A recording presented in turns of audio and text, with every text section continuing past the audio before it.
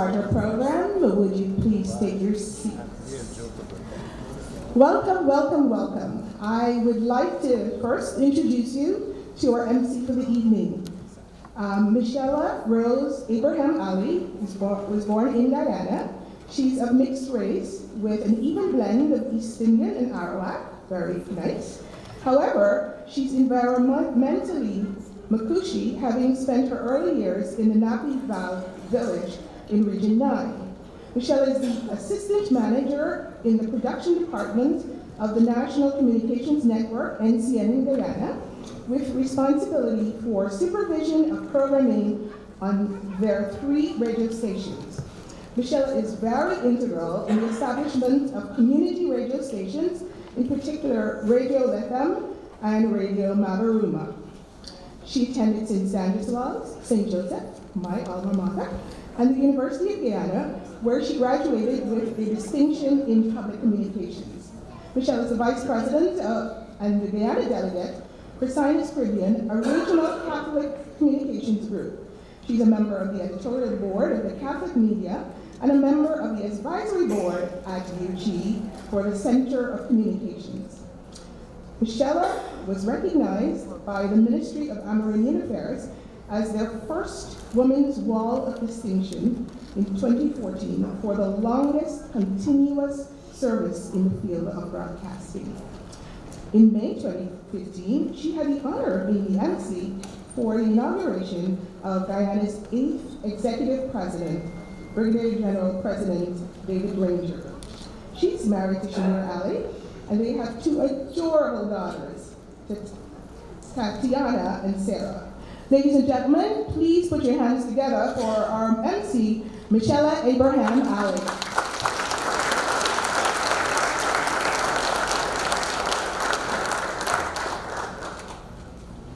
Thank you very much. Good evening, everyone. Good evening.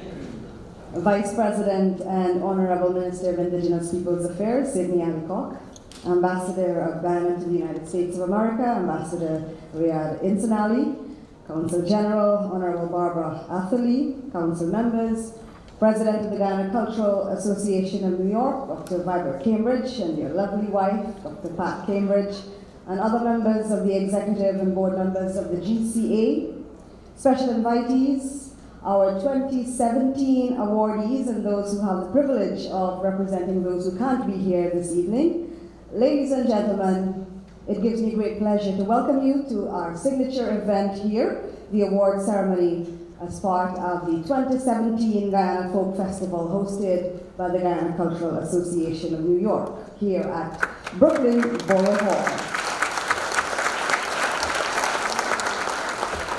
Of course, our theme, as I proudly represent, celebrating our indigenous heritage. May I now invite you to please stand as we prepare to sing the national anthems of our countries. They will be sung by Anthony Allen, after which we'll remain standing for the invocation. May I invite you please, Anthony Allen.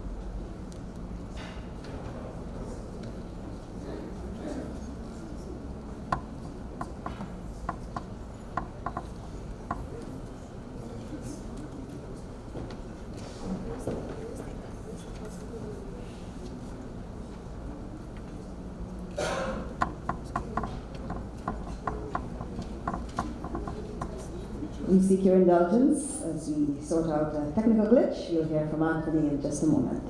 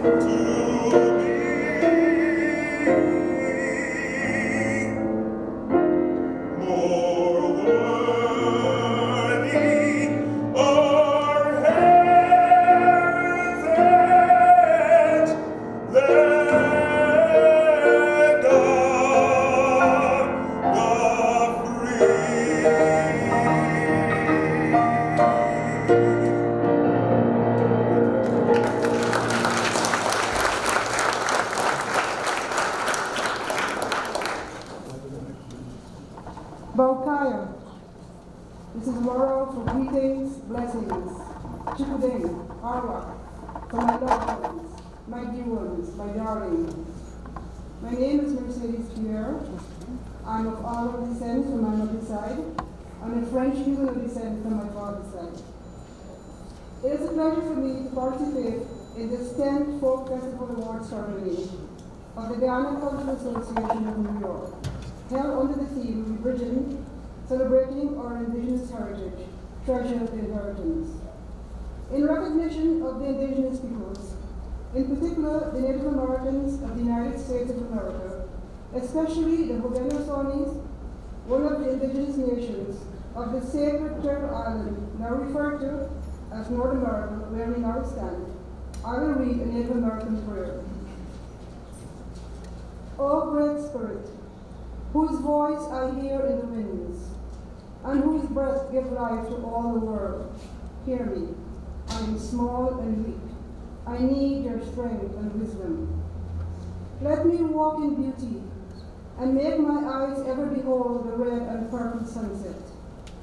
Make my hands respect the things you have made, and my ears sharp to hear your voice.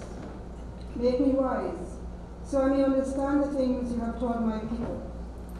Let me learn the lessons you have hidden in every leaf and rock. I seek strength, not to be greater than my brother, but to fight my greatest enemy, myself. Make me always ready to come to you with clean hands and straight eyes. So when life fades, as the fading sunset, my spirit may come to you without shame. Mr. Vice President, ladies and gentlemen, may the Great Spirit blessings fall in you like showers of perfumed flowers. May the Great Spirit touch your lives and hearts in a special way of love and be with you at every crossroad of your lives. A great saint said that to sing is to pray twice. For my indigenous sisters and brothers, the Sami of Norway and Sweden, to yodel is to pray twice. So I'll end my prayer by yodeling a little bit. Hallelujah, hallelujah, hallelujah, hallelujah, hallelujah, hallelujah,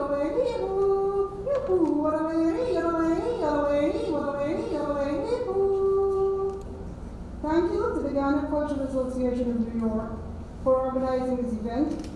May you have a successful folk festival. May you continue to work for the recognition, protection, and promotion of the rights and concerns of the indigenous peoples of Guyana, Latin America, the Caribbean, and around the world. Siena Bali, our rocks for I wish you well. Gca.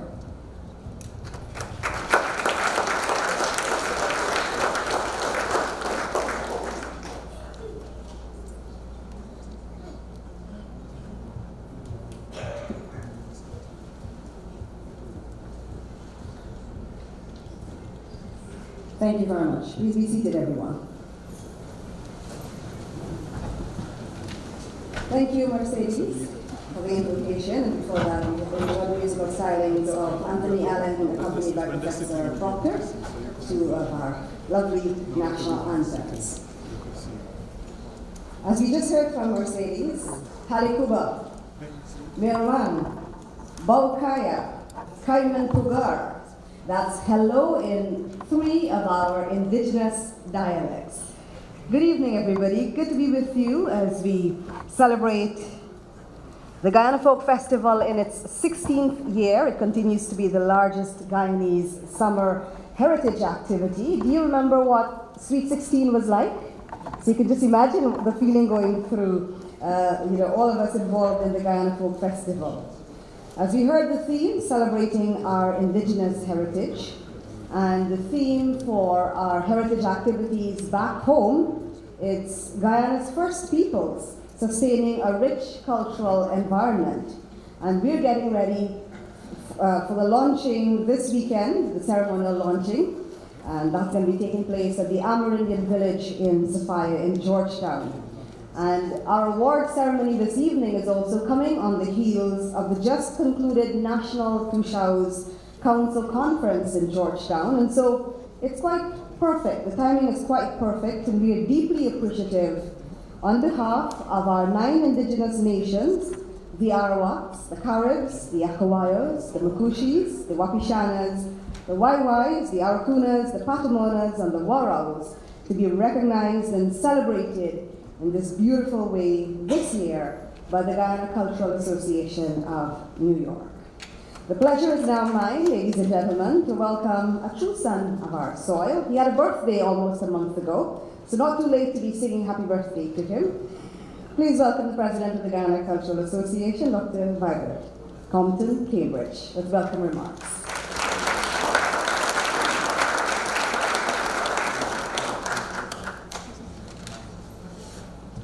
Thank you, Michaela.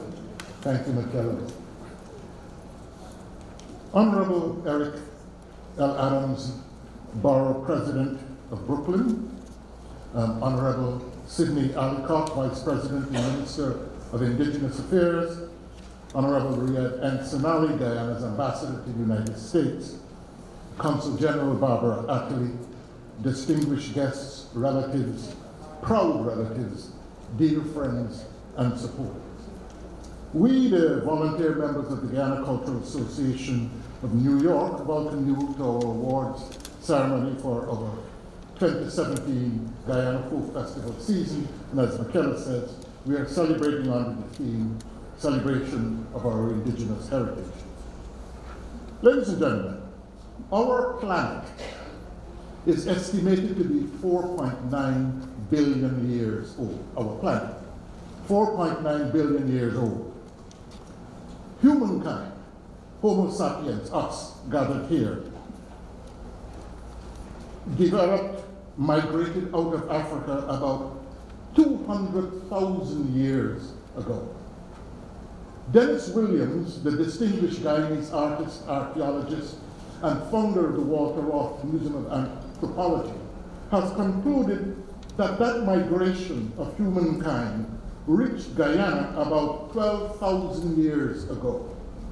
He proposed that the Waraus were the first of our indigenous relatives to arrive in Guyana.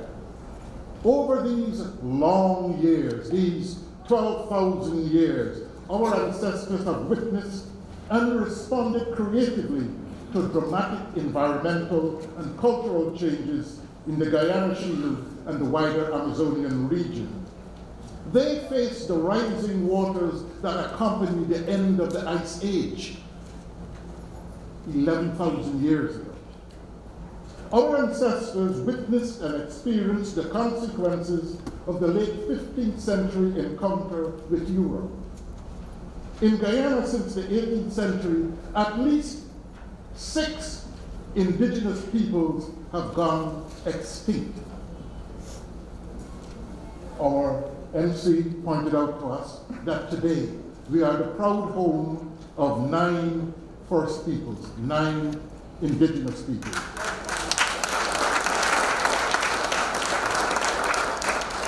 The Lakota, Arawak, I repeat, Michaela, Akawayo, Arakuna, Carib, Makushi, Patamona, Waiwai, and Wapishan. Ladies and gentlemen, it's my pleasure to ask our Wapishan cousins who are here with us today to stand and take our gracious acknowledgement.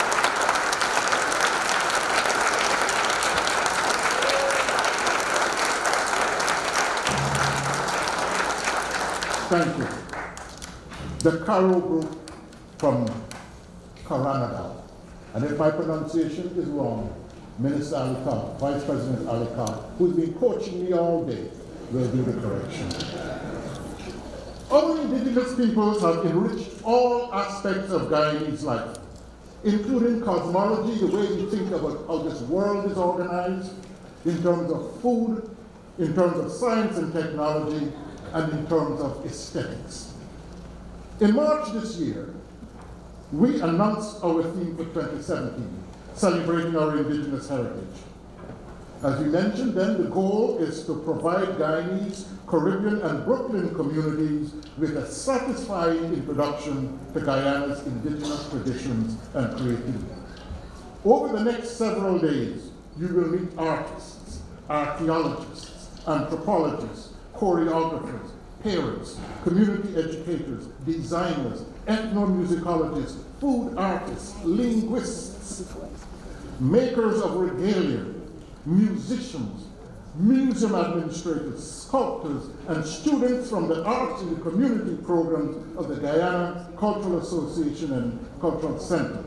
Altogether, these people will help us have a respectful and multisensory engagement with the traditions of Guyana's indigenous people. This evening, we begin the signature events for the 2017 Folk Festival season. Our 2017 awardees represent an international and intergenerational community of Guyanese. And yes, although he's not here, Sparrow does have some Guyanese connection. The late Ray Seals once pointed out to me that Sparrow's first recording was made in Guyana at Jen. So Sparrow is a Guyanese. These awardees represent a tremendous contribution to our deeper understanding of Guyanese society, especially our indigenous heritage. The pen portraits in your programs provide details on their contributions. Our 2017 awardees also represent our community celebration of people and institutions whose current work exemplifies originality, creative responses to opportunities and challenge, and innovation, the attributes that guide all of GCA's efforts.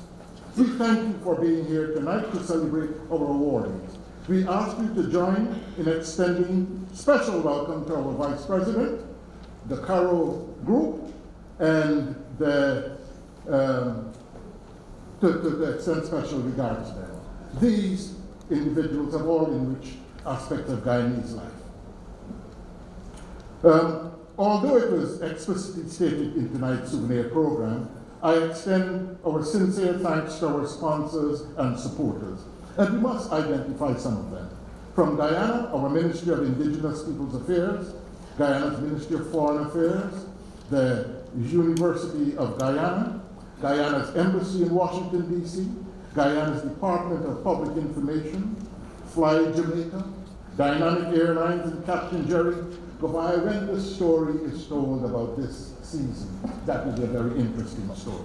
The Chin family and the Brooklyn Arts Council. It is now my pleasure to invite you to join me in extending sincere thanks to the volunteers of the Guyana Cultural Association. Ladies and gentlemen,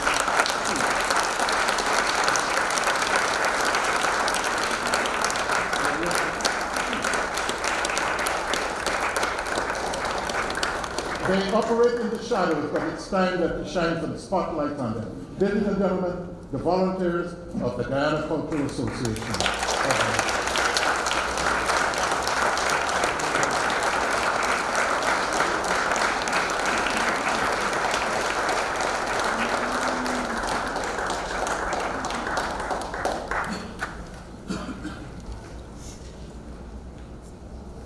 As my friends would say, big them up, big them up.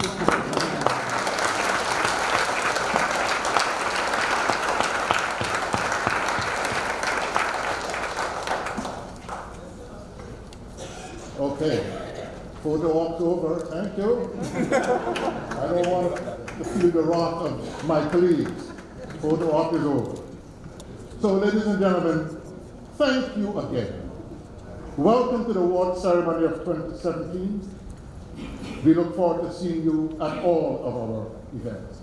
Now, ladies and gentlemen, it is my pleasure to introduce Mr. Ronald Black, Chair of the GCA Award Committee, to tell us all about the GCA Award. Ronald, over to you.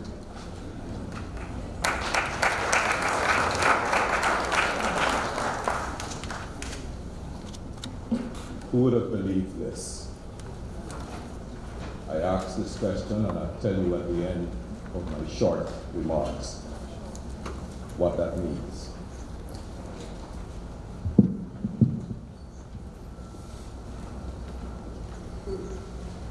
The GCA Awards. What do we do? What does it mean? It's about celebrating individuals and organizations such as the ladies and gentlemen on our podium, the work they have done, the contribution to enriching our society, and how do we go about that? So let me just read this for you. Starting in 2001, the Guyana Cultural Association of New York has been the leader in recognizing those cultural representatives and ambassadors who have motivated us to excellence. In that tradition, we will honor exemplars who have demonstrated substantial achievements in attaining the goals of our theme. There are 4 award categories. Guyana Cultural Association Award, the Guyana Cultural Association Youth Award. You have to be 25 or less this year to get it. They must also be of Guyanese descent. Somewhere along the line, we need to have some confirmation they have a Guyanese link. The Guyana Cultural Association Exemplary Award is the 3rd category, and the Guyana Cultural Association Lifetime Achievement Award, which is reserved only for Guyanese. Those are our 4 categories. What we do: we accept nominations from anyone or entity and assess the submissions that are complete and on time. Nominations can be submitted for a person or an entity whose work is within the theme. The youth nominations must detail academic and extracurricular accomplishments that position the nominee above the average in his or her area of scholastic and cultural activities. The selection criteria. A selection committee evaluates each nomination considering 7 criteria: originality, scope, impact and influence, integration, pioneering spirit, challenges, and achievements. That work is done by a team, and this year I would like to ask that we also recognize again those who have contributed, because the work has not been easy. As the awards have become more popular and recognized internationally, we're getting more and more nominations. And it's a measure of pride that when we thought we had already covered all the celebrities, we are finding individuals with outstanding accomplishments and backgrounds, including our youth. The assessment process is a challenging one. We follow best practices on any US or international nonprofit organizations, and it's there, open, visible for anyone to observe or audit how we have done it and how we have come to these decisions. In that respect, for the work that's done, I would like to ask that we ask our committee members who participated just to stand and get some recognition for the number of hours of work done over months to get us to where we are today.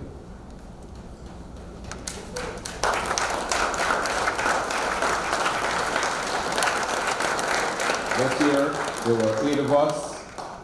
We sweated it out, and we are proud, and we think the representation we have speaks for the effort that we have done voluntarily. You will see in the brochures, in the journal, the descriptions that have been condensed to represent who we have today, who we are acknowledging. We'd ask you to read it because it has taken some effort. This year, we were challenged as a group, and the editing had to be done. Dr. Cambridge led with the editing for Dr. Edwards, because to my mind, it was assigned to me, but I didn't feel qualified enough to speak about the outstanding work of Dr. Edwards. The others were done mostly by Ms. Jackie Newton, who is new to our team, spent a lot of time, and needs some special recognition for that. I contributed the rest to ensure that the people are well recognized and described. So I'll close with the answer to the question, who would have believed? My siblings, my aunts, living uncles all over are very proud that our great-grandparents' first great-grandchild is standing before you today. They're both of Amerindian heritage, and it explains this part of me. Who would have believed? Thank you.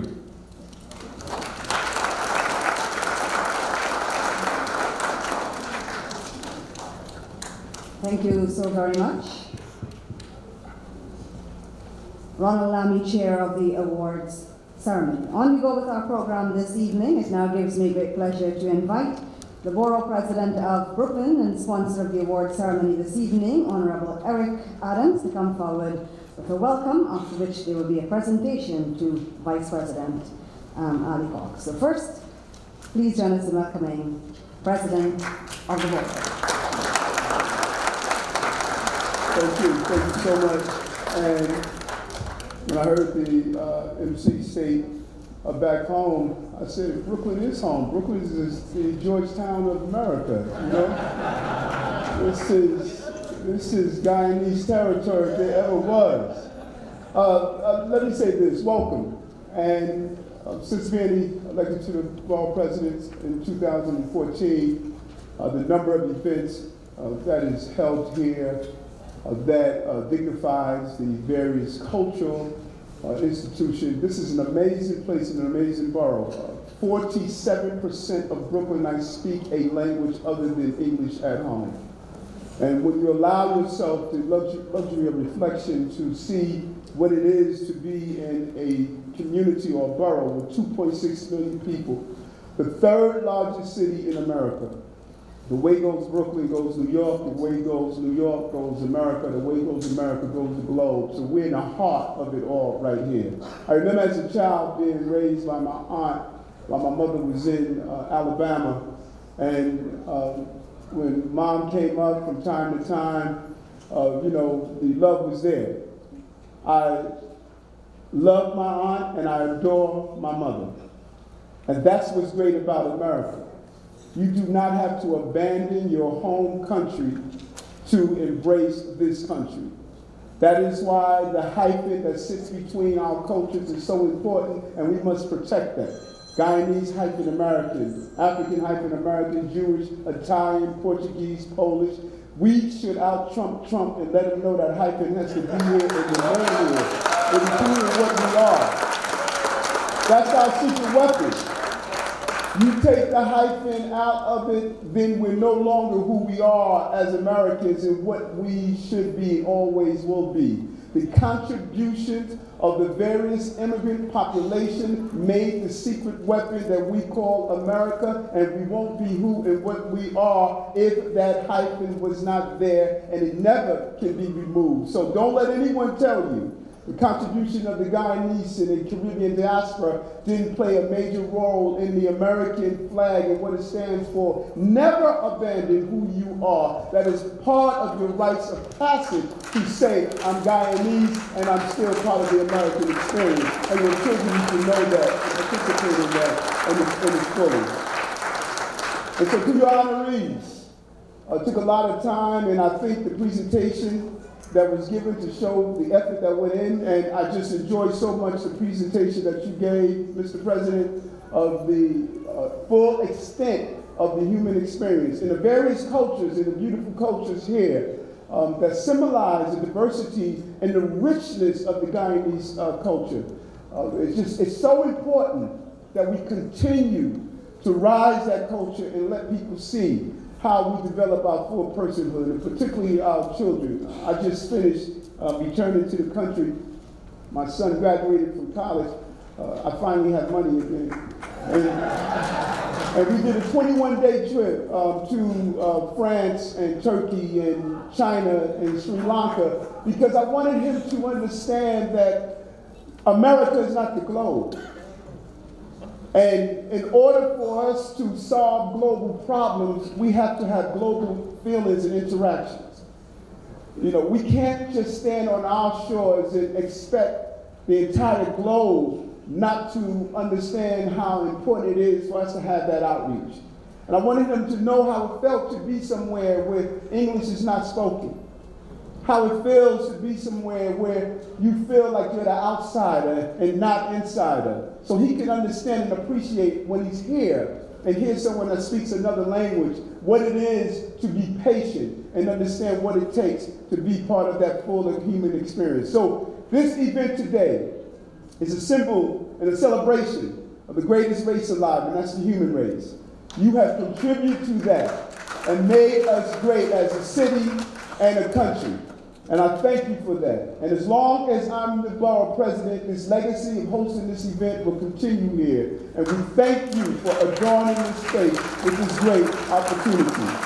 And so I have the honor of giving Honorable Sidney Alicott this citation, if he will come forward.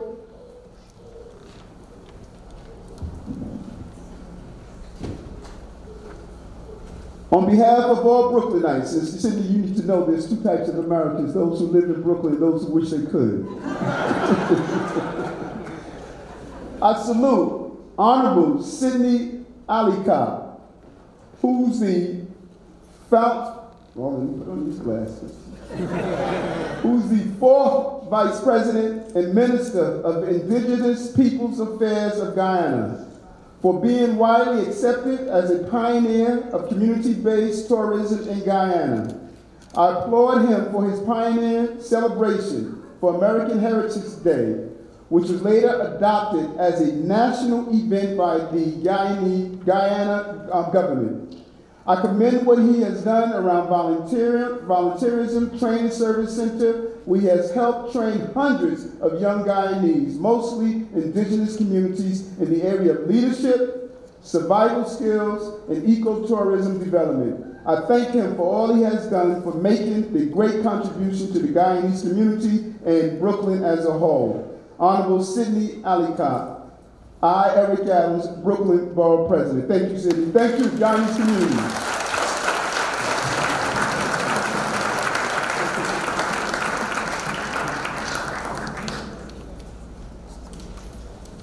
Thank you very much. A very important moment for our Honorable Minister and Vice President.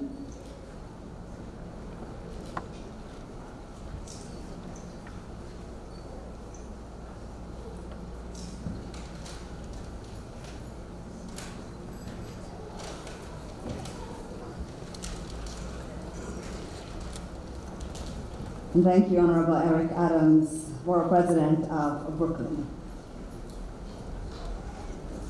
It is a lovely evening. Looking around the room, you all look wonderful, and it goes without saying that you're taking good care of yourselves. Perhaps you're receiving the best quality and experience of healthcare. And so it's my pleasure now to invite someone who has been really supportive of tonight's event. One of our sponsors, Vice President of Health First Health Plan, George Hulse. Vice President, can you come forward, please, with a greeting.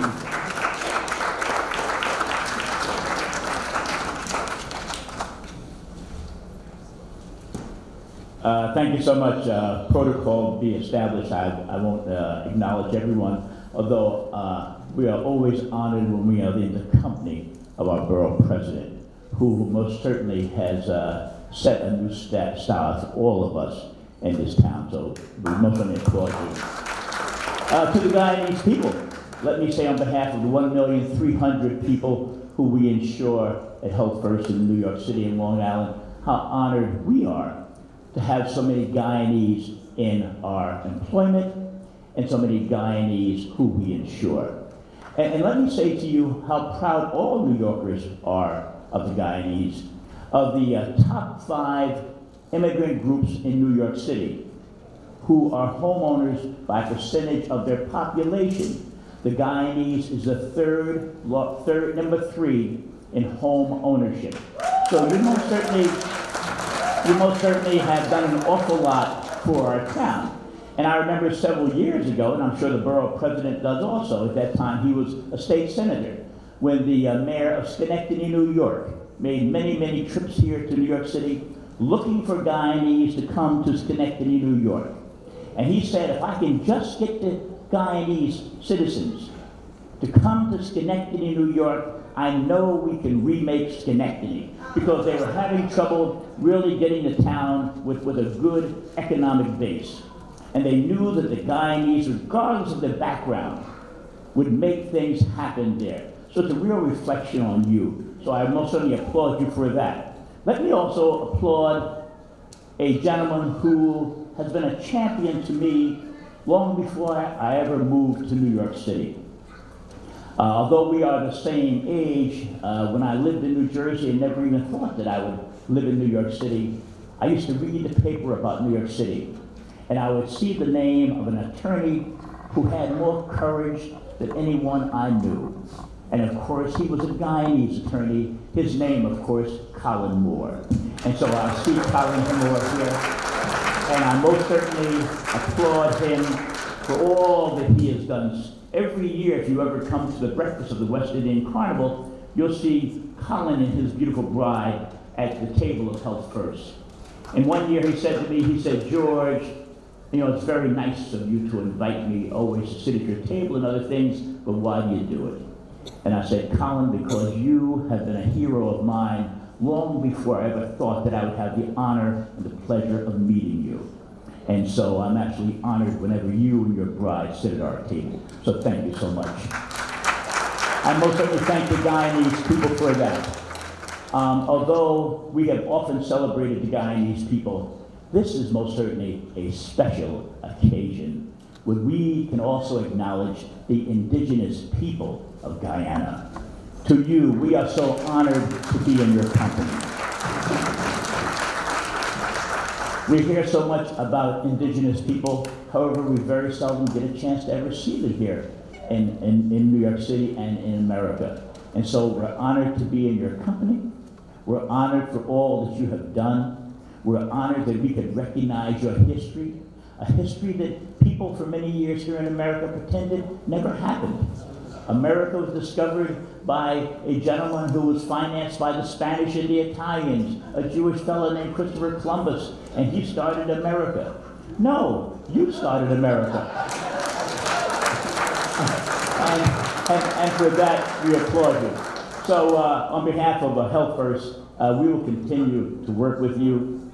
We'll continue to be very honored to associate with you. We are quite flattered that you associate with us to Guyana. We applaud you. Thank you so much.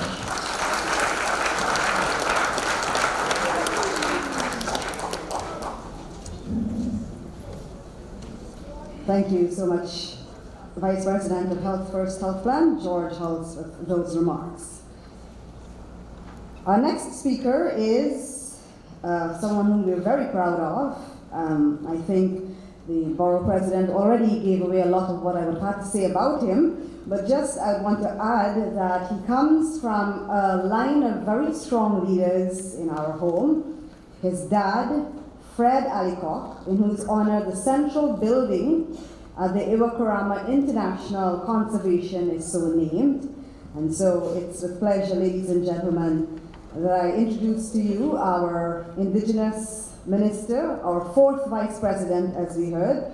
He's from the village of Surama, Makushi community in region number 9. We're both from that same region, region number 9 in Guyana. He has done tremendous work, as we heard already, working with the North Rupununi Development Board.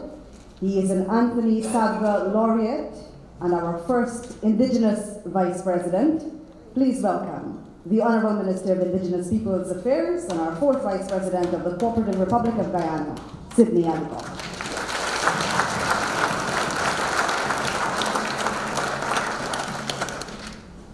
Thank you very much, Michelle. Nyarman Yamalama, Kaimen Pugar,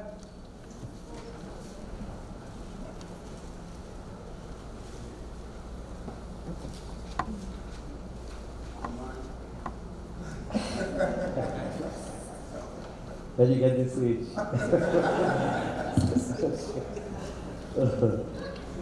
Okay, let me see if I can get this right. Honorable Eric Adams, the Honorable Insomali Ambassador from Guyana, Dr. Edwards,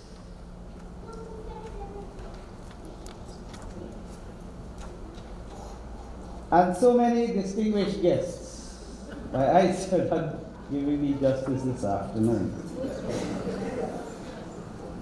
To each and every individual that is within this room here this evening, including my fellow Indigenous brothers and those old friends whom I've seen here, and more particularly the group that has kept us in mind and has kept Guyana alive in this part of the world. I'm truly honored to be part of this celebration here today, this award ceremony. And I would like to say too, I think it was Mr. Lamy who said, who would have believed? And I would just like to echo that. Who would have believed that I would have been standing here to address such a distinguished guest, group, and to be able to feel so comfortably at home in another country. Ladies and gentlemen, I bring greetings from the Cooperative Republic of Guyana under the leadership of a stalwart. I call him a hero. He calls me hero, but I like to call him a hero from this distant land. And that's no other than His Excellency, the President of the Cooperative Republic of Guyana, Mr. or Honorable David Arthur Granger.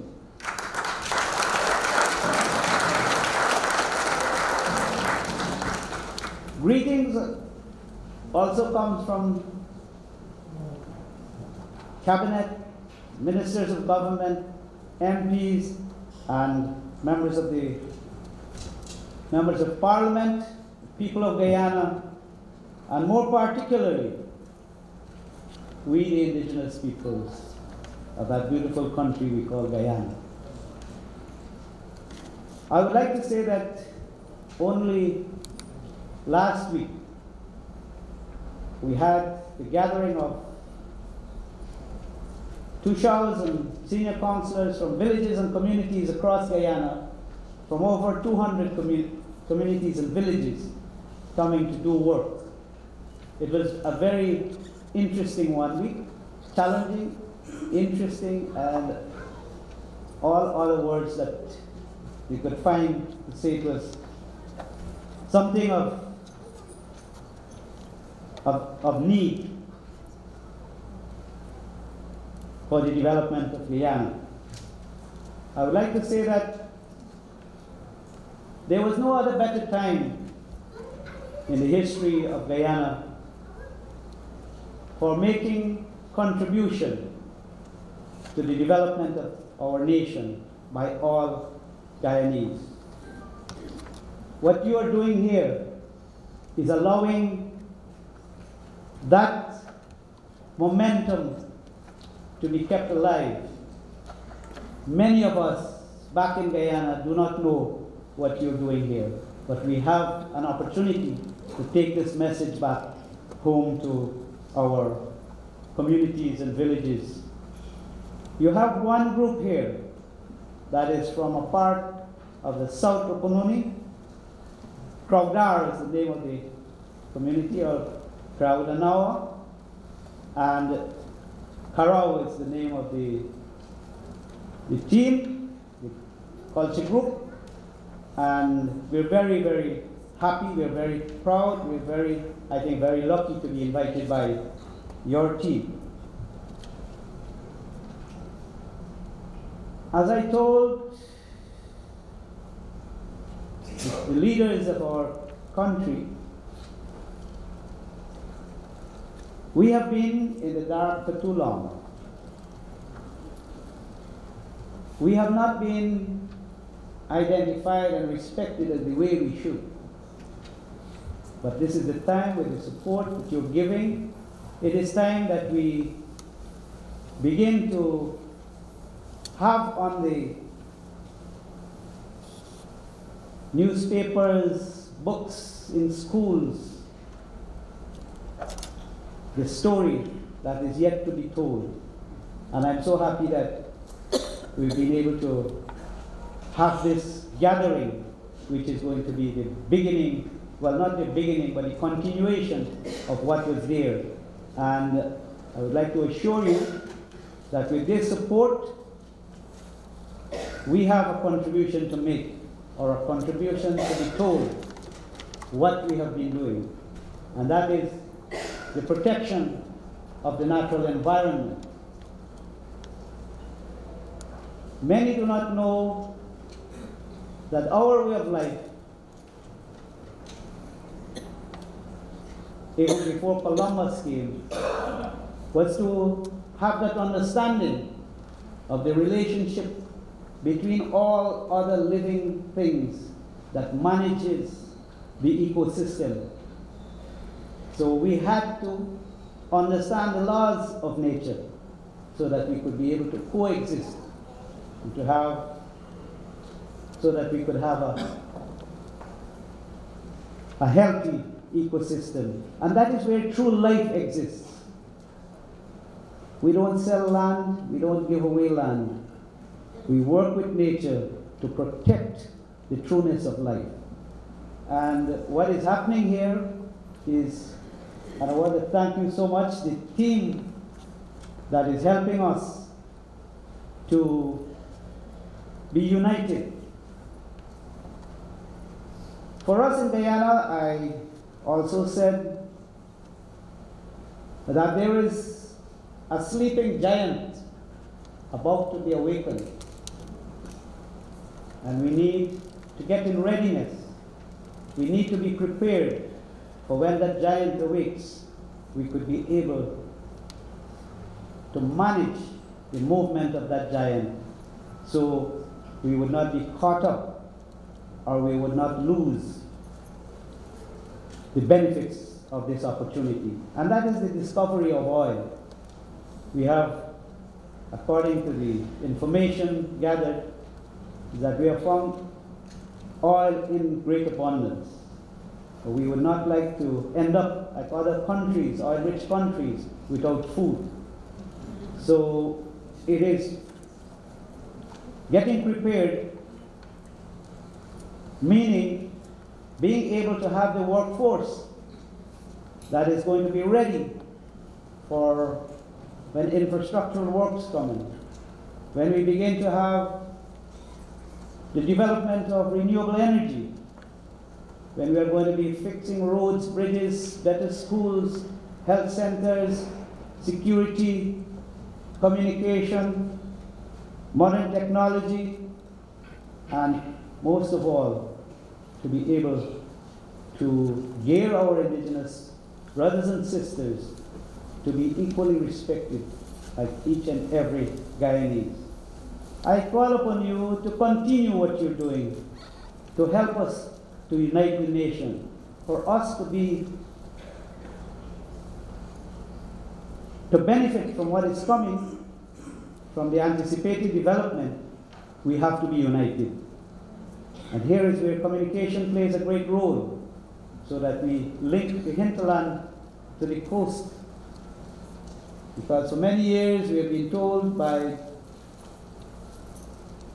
developers, policymakers, that we are going to take education into the hinterland to the indigenous peoples. I prefer to hear the word or the statement that we are going to share education with the people in the hinterland, because we have education here too.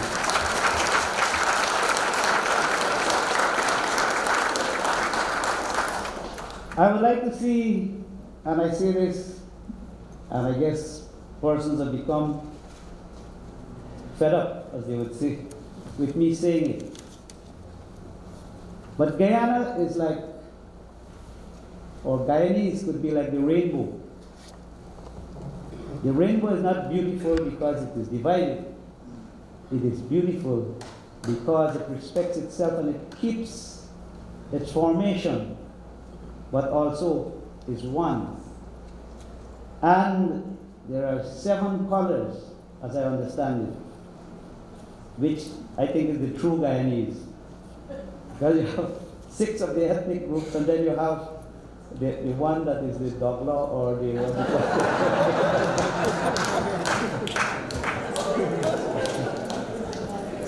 and it is because of their identity, knowing their identity, those colors are there, and they are consistently there, and that is what Guyana could become. If only we could take a little time to understand that we are each and every one of us are equally important and should be respected to the highest. We have a country to build, such a beautiful country, but I think we are too many of us are in the gutters. Too many of us are in the muddy land.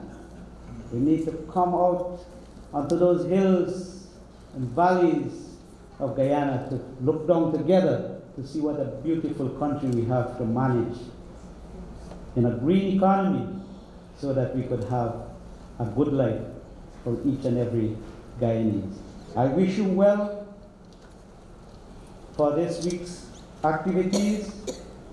As I go back to rejoin the team after 1 week of hard work in Guyana, we are also going to celebrate the whole of September. So to each and every one of you, I am greatly honored to be part of this celebration. God bless. Thank you very much.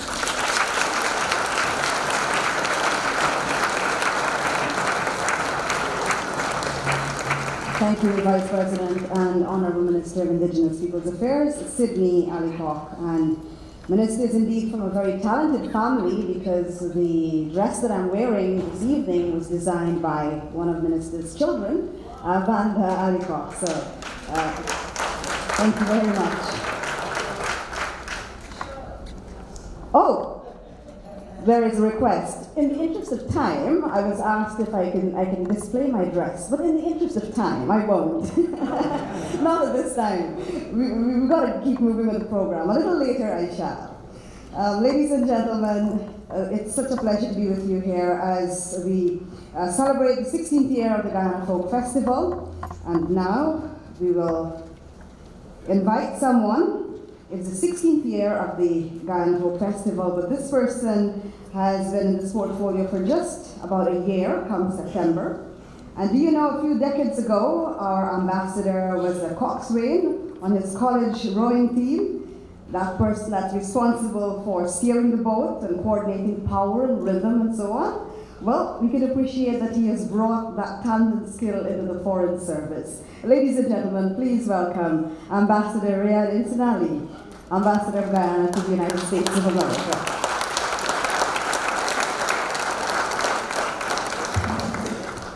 Thank you, Madam MC. You've done your research. I was a coxswain because I was small and had a big mouth. I'm still small. Don't shout so much nowadays.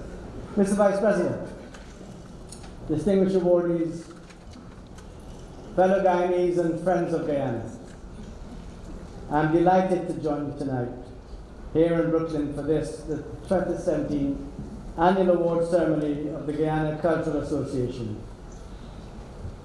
I have to apologize for not being the Riyadh Ali listed in the official program. I'm sorry that my name is too long. My thanks though to Professor Vibert Cambridge for extending the invitation to be here this evening and for following up to make sure that I accepted. Vibert, I notice you have the Queen's College pin in your lapel, so I have to apologize for not wearing my pin. I hope that you won't put me in detention tonight.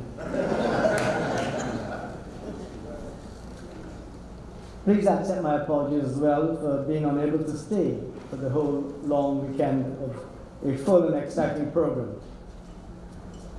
This is, I'm told, the biggest summer festival of Guyanese culture here in the United States. I'm sure that it will be an enjoyable celebration of all things Guyanese, and it will obviously be my loss to miss out on a great party, indeed a great series of parties.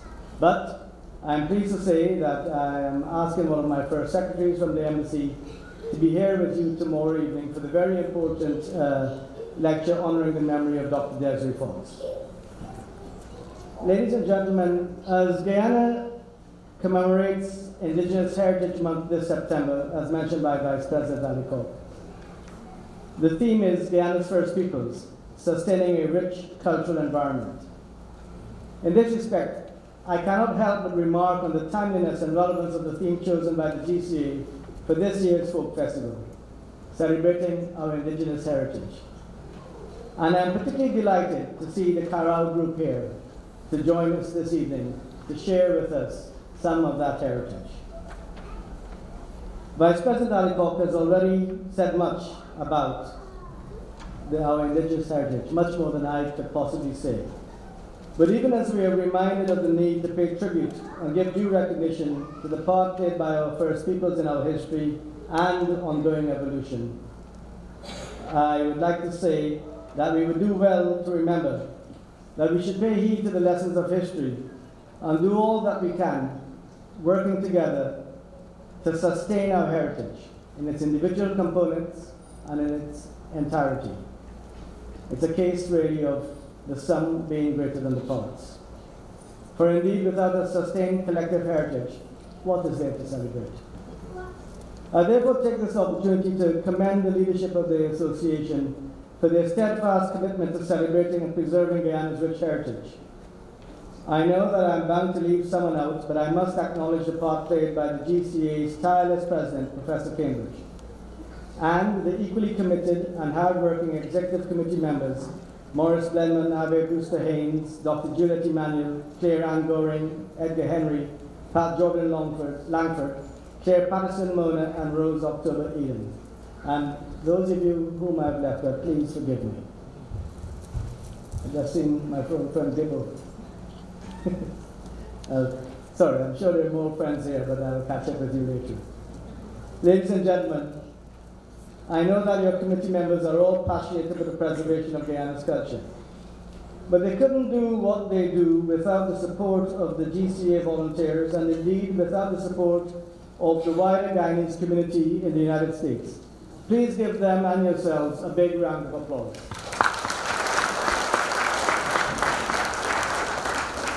The GCA should be proud of its efforts to help foster greater understanding and appreciation of Guyanese culture, whether through multiple media, different art forms, intergenerational dialogue, and interethnic explorations and collaborations. Equally worthy of recognition is the GCA's outreach to young people and efforts to connect our youth with their Guyanese and wider Caribbean heritage. All this is most laudable, and I firmly believe that the GCA is playing a key role in working to build awareness of our collective history and heritage, with the ultimate aim of celebrating our multi-ethnic and multifaceted culture, focusing on all that unites us and makes us uniquely Guyanese, whether at home or here in Region 11. Ladies and gentlemen, just yesterday I had the pleasure to attend a briefing session organized by the Smithsonian Institution in Washington, D.C., at which I learned much about the Smithsonian's historical engagement in Guyana. In the inevitable PowerPoint presentation, there was a picture of Vice President Alcock, Dr. Raquel Thomas Caesar at the Drama Center, but more importantly, there were a few of Robert Schomburg and Charles Bentley's illustrations of Amerindian life in 19th century British Guyana. Coincidentally, I had earlier seen Barbara Cambridge's Facebook posts of paintings from Edward Goodall's sketches of Amerindian life. And more intriguingly, some paintings and sketches of Guyana's hinterland and its peoples by a group of artists visiting from China in 2011. All this got me thinking. My wife would express surprise, but yes, I did exercise in the brain cells. I am capable of thought sometimes. And I thought to myself about how impressions of our hinterland, its people, its flora and fauna, have progressed from the exotic to something more organic. I reflected on how our indigenous heritage has become, perhaps too slowly, something more integral to our national identity and reality. I also thought about how we are perceived by others and how we perceive ourselves. I pondered on the contributions of Wilson Harris, Dennis Williams, Pauline Melville, George Simon, Desmond Alley, and Stephanie Correa, amongst others, to interpreting the Amerindian myths of creation and being and the place of our first peoples in our national consciousness. I suggest to you, ladies and gentlemen, that whilst we rightly celebrate our indigenous heritage, we should also be considering anew how we properly recognize the role played by our first peoples. For we must balance the traditionalist perspective of regarding them as the guardians of the land, the guardians of our enormously rich biodiversity, with the need to recognize them as being fully integrated into our socio-economic and political life. To paraphrase Mr. George Sells, they're the people who started Guyana, but they're the people who are an integral part of Guyana. In other words, we must move away from paternalistic coastlander notions of the role of our indigenous people to a fuller understanding of their aspirations for and vision of their place in Guyana's development. Ladies and gentlemen, permit me to add my sincere congratulations to all the worthy recipients of awards this evening.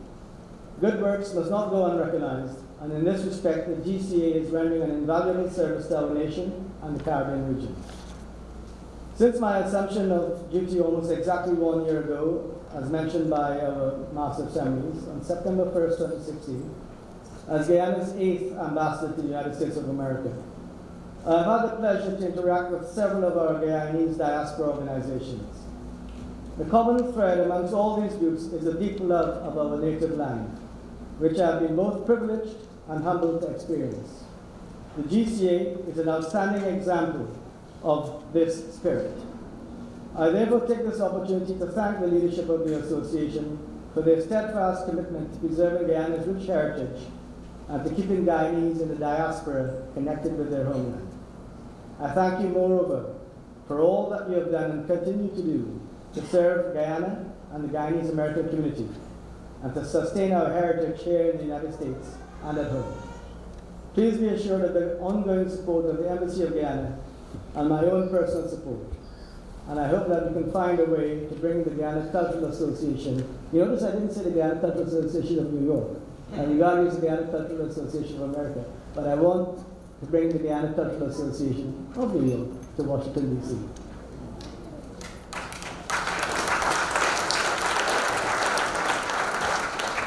Ladies and gentlemen, I close with my own personal mantra.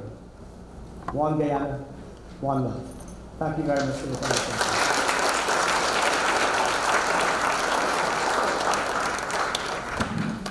Many thanks, Ambassador Insinali.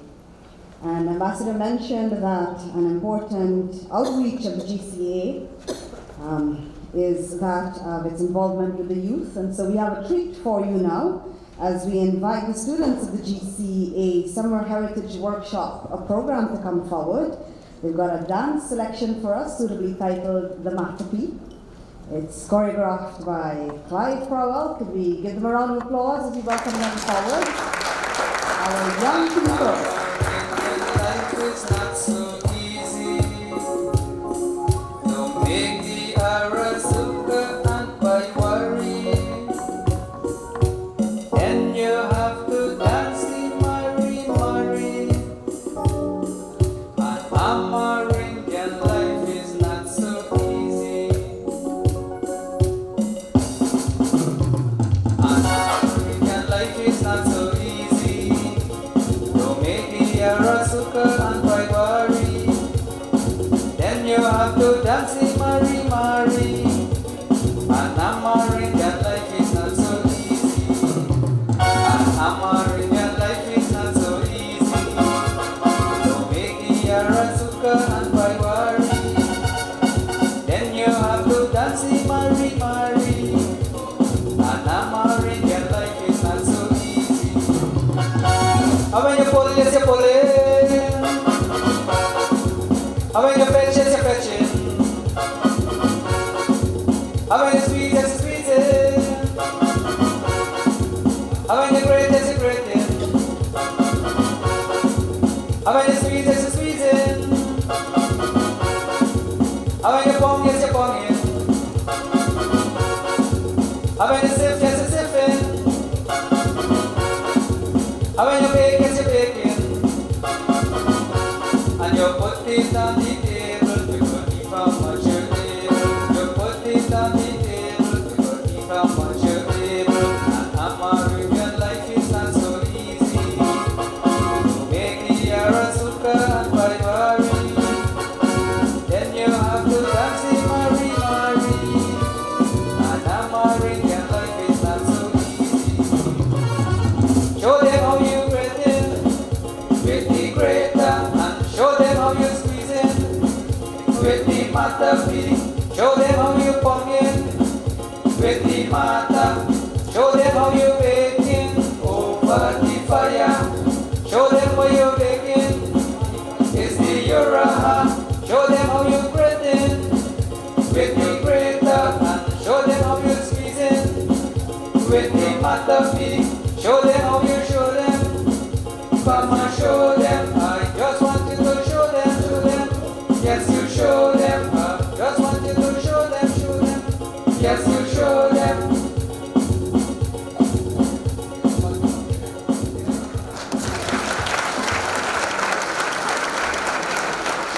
Very, very nicely done there. And that Matabee song was sung back in 2005 by one of our Arawak Calypsonians. His name is Julian Katau, or the Mighty Pukuri.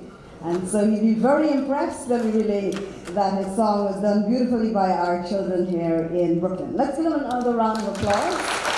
We also want to acknowledge the SWS team, Carlisle Harry, director, and the volunteers and interns from New York and Guyana, University of Guyana, and the Borough School of Art, working with the young people last month. So, good work, everybody. We're now going to move into the second part of our program this evening. We're going to begin with the awards now. The first component will be the presentation of the 2017 Godfrey Chin Heritage Journalism Awards. I'm going to invite once more Dr. Cambridge to come back and tell us a bit about this, after which I'll invite Shirley Chin, Gary and Brian to come forward after to make the presentation to the respective winners. Thank you very much, Madam MC. Ladies and gentlemen, Godfrey Chin, had he been with us, would have been 80 years old in May. So let us give Godfrey, wherever he is, a belated happy birthday. Happy 80th birthday, Godfrey. Godfrey Chin believed in the emancipatory power of communication. Our Vice President recently mentioned the importance of communication. Godfrey Chin believed in the emancipatory power of communication. He was committed to dialogue, not monologue. he believed that in using every medium possible to tell the story of Guyana's rich history. He was comfortable with the mass band and the float parade, a short story, newspaper articles, or photographs. If Godfrey were with us today, he would have a large number of followers for his Facebook page, his Twitter feeds, and his Instagram account. He would be very happy with this year's folk festival season. He would have been very proud of his GCA posse, who had mobilized all of those people that we spoke about earlier, the ethnographers, the filmmakers, the policy makers to celebrate our indigenous heritage. Godfrey Chin would have been pleased with the winners of the 2017 Godfrey Chin Prizes for Heritage Journalism. He would join me in thanking the international panel of judges who selected the 2017 awardees. Our judges are universal. We have a juror in London, we have a juror in Canada, we have a juror in Guyana, and we have about 4 jurors in the United States. These jurors would have made Godfrey very proud. The prize winners for this year are Mr. Neil Marks for his article Pakarima Bound, which was published in the Caribbean Beat, which really accesses a lot of eyeballs.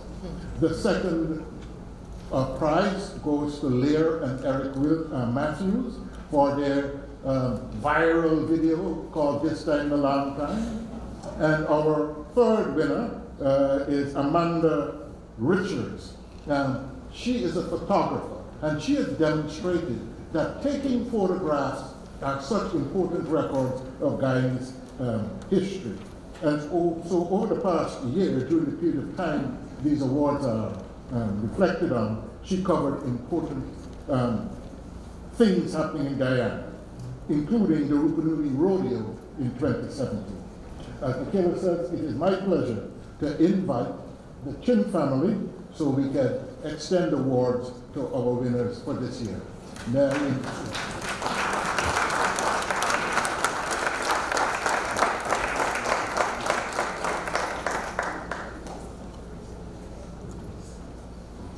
So, our third prize goes to Miss Amanda Richards, and we invite Miss Amanda Richards to, or her representative, to come up here. Is Amanda here? Where is Amanda? Your representative. Oh, okay.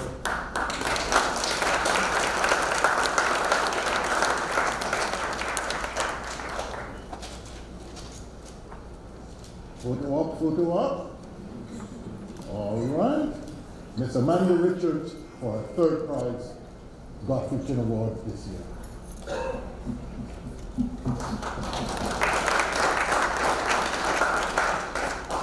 The second prize goes to Lear and Eric Matthews, as I mentioned, for their viral video, This Time Nalang Time.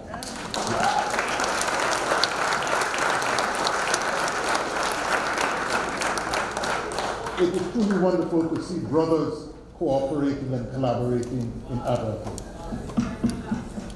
Photo up, photo up.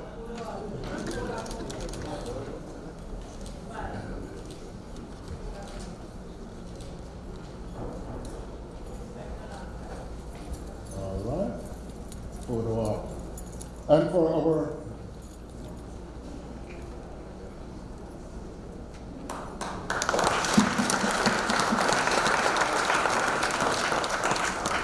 our winner this year is Neil Marks. He's being represented by Jennifer Ganish. Would Jennifer Ganish come forward to receive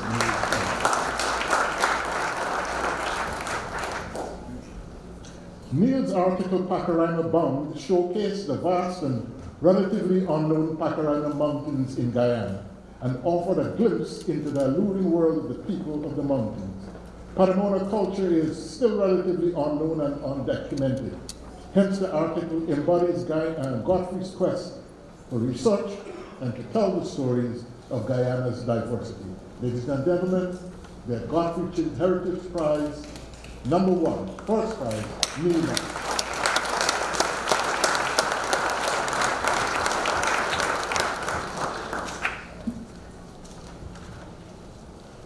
Congratulations to our winners, and we encourage others to continue to capture our beautiful stories. We've got fascinating people and wonderful stories that are captured through the various mediums. So we thank the family of Godfrey Chin, his wife Shirley, and their sons Gary and Richard, and congratulations again to the winners. We now move into the presentation of the Guyana Cultural Association Awards in celebration of the outstanding contributions of individuals with strong creative gifts, leaders, and cultural enablers in the Guyanese society. We're going to have a slight deviation from the program that you may have. We are actually going to begin this component with the Guyana Cultural Association Cultural Enabler Award. I invite Claire Patterson-Mona, who will do the introduction and the presentation. May I invite Counsel General Barbara Atherley for the presentation. So good evening. Receiving the Cultural Enabler Award for Health First is George Holt. George, will you come forward? And George is the Vice President of Community Engagement with Health First. As you heard, they serve over 1.2 million New Yorkers, providing affordable health care with the best quality of care and experience. You can read all about these wonderful programs in your program for the evening, page 24. Over the last 3 years, Health First has partnered with GCA by providing sponsorship for our awards reception. George, we are ever so grateful for your collaborations with the community, and even more grateful for being a cultural enabler of the Guyanese community. Ladies and gentlemen, a round of applause for Health First.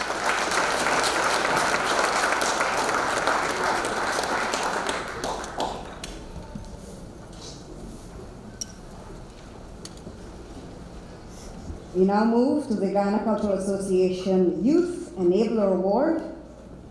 Introductions will be done by Edgar Henry and Pat Jordan Langford. Once more, I invite Counsel General Barbara Atherley for this presentation.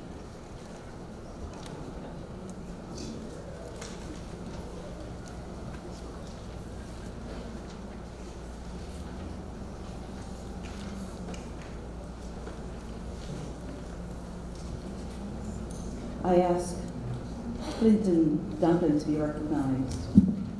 My name is Rose October Eden, standing in for Edgar Henry. I am not Edgar Henry.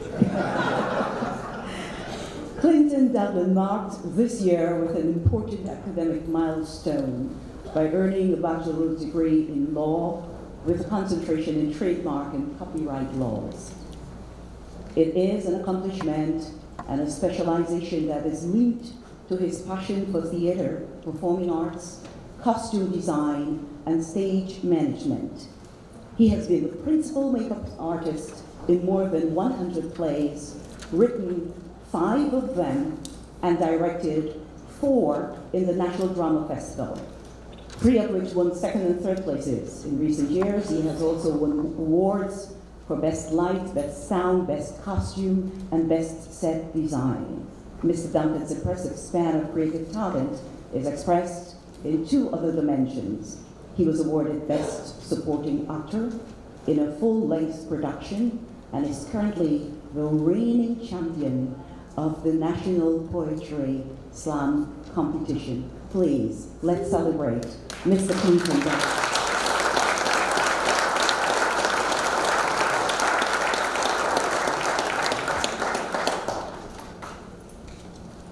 The next youth I'll ask to come forward is Kiana S. Magara. Is someone receiving on behalf of Kiana? Okay, Mr. Larry will do the honors. I'll briefly tell you a little bit about Kiana Magara. She's a recent graduate with a BA in Communications from the State University of New York at Albany. She's also a member of Lambda Phi Eta, National Communications Honor Society. As a student, Kiana has worked on many volunteer initiatives and food drives, helping the underserved and needy. She has worked with fellow students and on behalf of professional networks in entrepreneurship, marketing, and broadcasting. She has been an on-campus student leader. She's also assisted students in the assimilation of campus life. Kiana also served as a junior executive member, board member of the Pan-African Association on campus. She's worked on establishing many cultural, ethnic, educational, and social programs, live entertainment events, and the incorporation of the Caribbean influence in history using her Guyanese heritage. Please, let's celebrate Kiana S. Magaro. Mr. Lang is accepting on her behalf.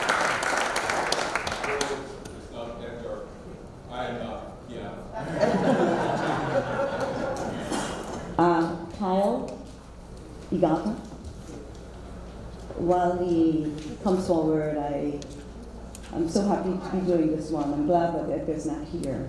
I actually have worked with Kyle's mother when she was once a contestant in the Miss Gannett New York pageant way back. And don't ask me my age, I'm not telling you. So Kyle, I'm happy to be reading this. Kyle Igata, a well-rounded, versatile high school graduate, is the recipient of a scholarship for 2017 Honors College program. He has demonstrated excellence in academics and in the arts, where he is considered an accomplished dancer. His leadership skills are similarly outstanding, as seen in the various high school club positions he held. He is the school's president of the Martha Pemberton National Honor Society.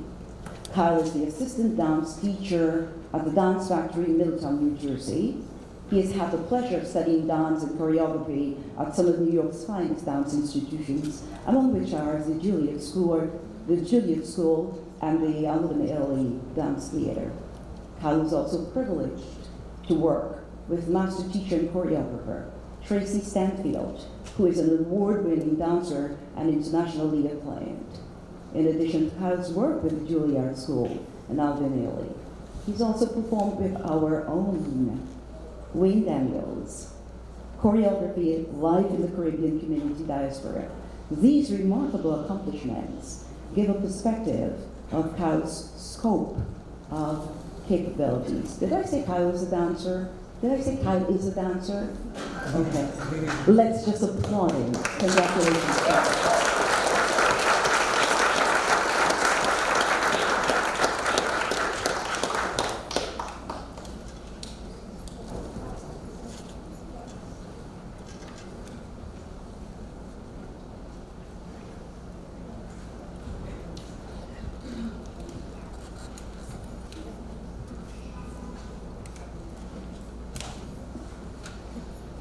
It is my pleasure to call on Kevin Skeet.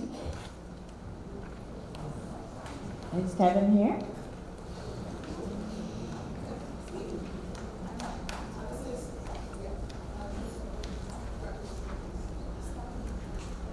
Just read a synopsis of his bio. Kevin Skeet.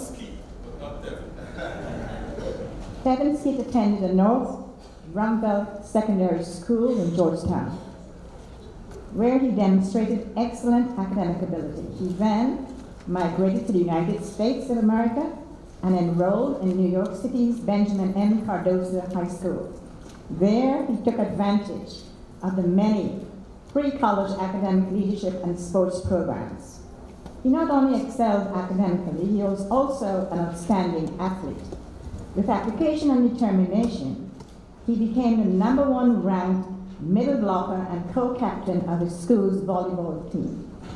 He was the recipient of the $20,000 Foot Locker Scholar of the Year scholarship. I think he needs a round of applause for that.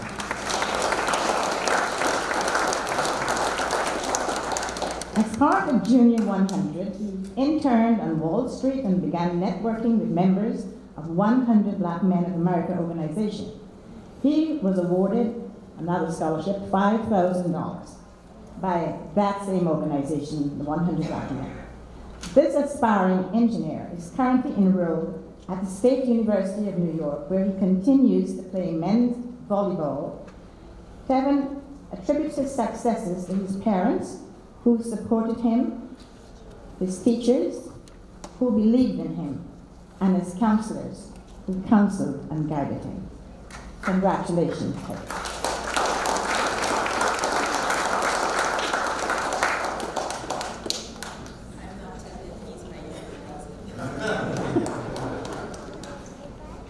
Kevin is away at his university.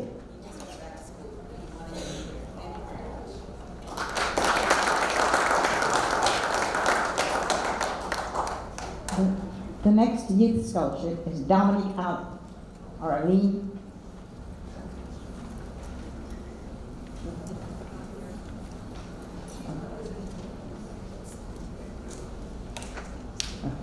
Dominique Allen is a dancer with 10 years of experience in training in classical ballet, modern, jazz, African, Bollywood, and folk.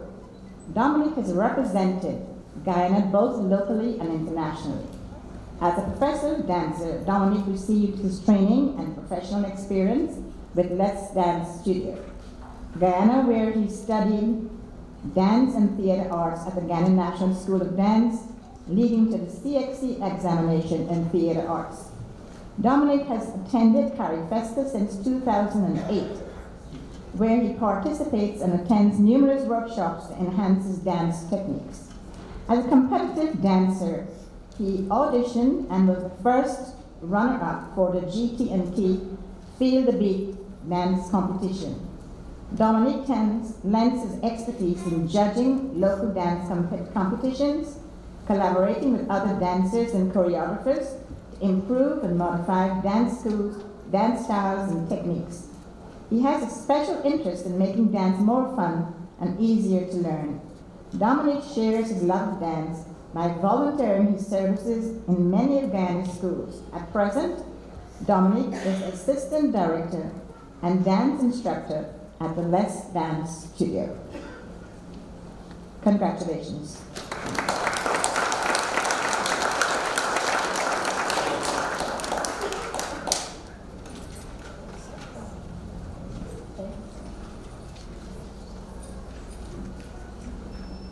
The beautiful Faith Paris.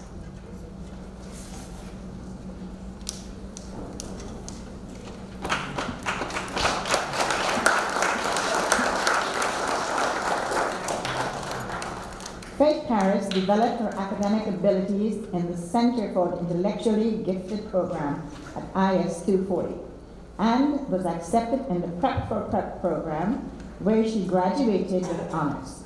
Now a rising sophomore at St. Anne's High School, she's demonstrating that she is intellectually gifted and multi-talented as a writer, researcher, performing artist, and poet. She has done signature research on the topics of suicide in Guyana and the road to nationalism in Guyana, and has written 2 poems and composed 2 pieces of artwork published in her school's library. She's also featured in the school's African dance concerts and choreographs, as well as performed in a variety of prayer breakfasts and other events for community organizations. In her spare time, she serves her community in the capacity of a youth leader, mentor, and peer tutor for math and science. Faith is deeply rooted in her Guyanese culture, and this is expressed through her diverse talents. Congratulations, Faith Paris.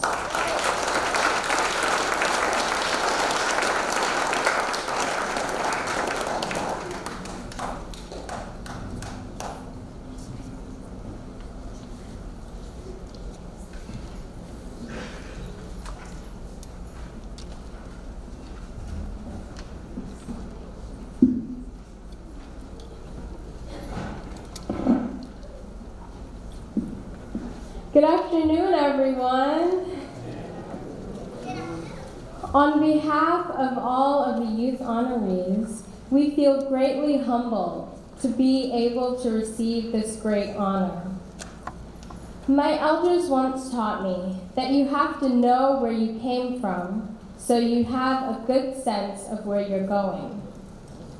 Therefore, I'd like to thank the Guyana Cultural Association for giving us this opportunity to spend our summers submerged in a rich culture full of stories, parables, clever humor, and wisdom to enlighten my generation so that we can carry on the legacy of our heritage and pride.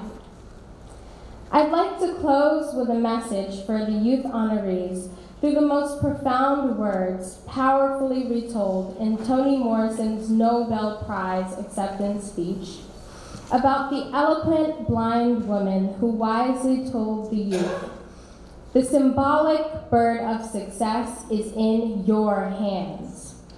With good choices, hard work, and commitment, you can give that bird their wings to fly and let it soar." Thank you.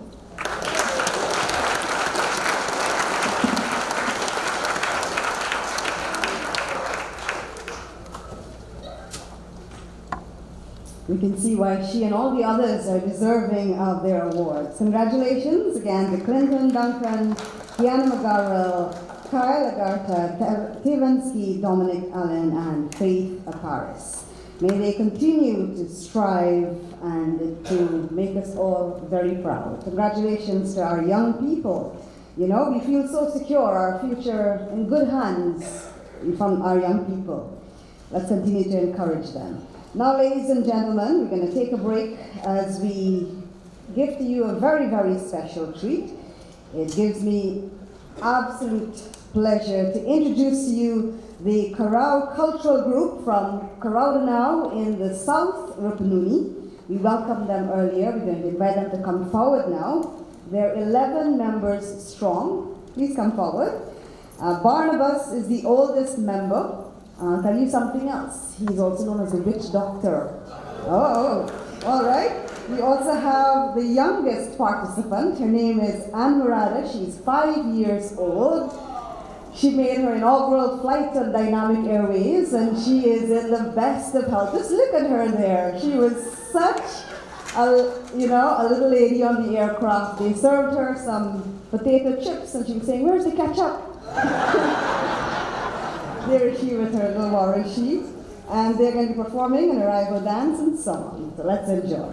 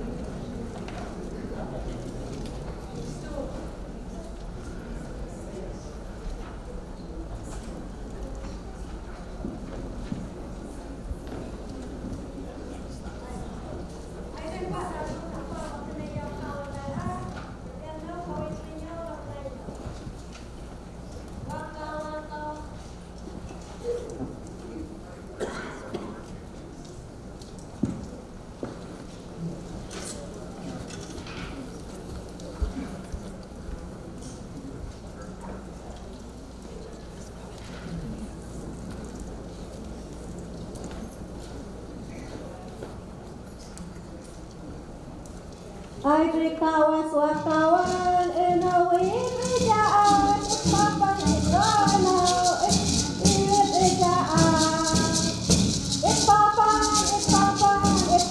ikrano ere edewawati wawit karotati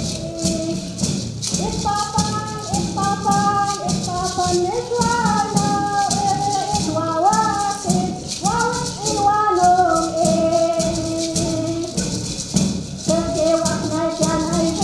It's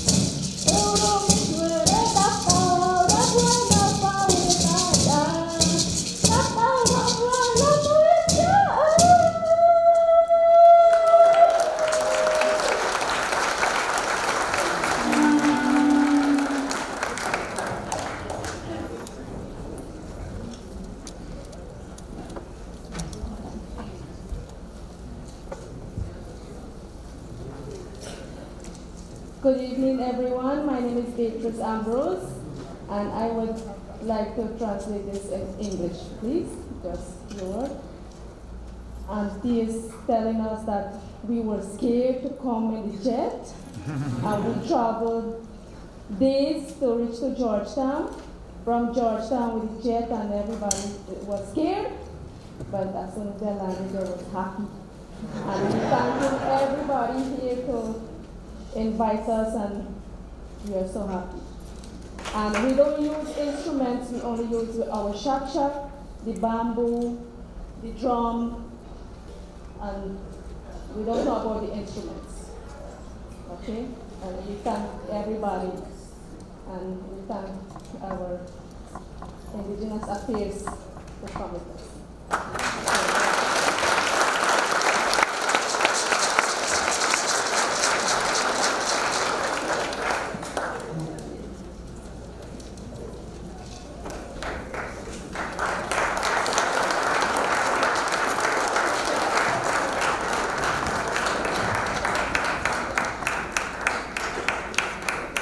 On Saturday, we invite you to come out to enjoy more of their performances, listen to their stories, hear how their village in the South Rupununi got its name. It's a fascinating story.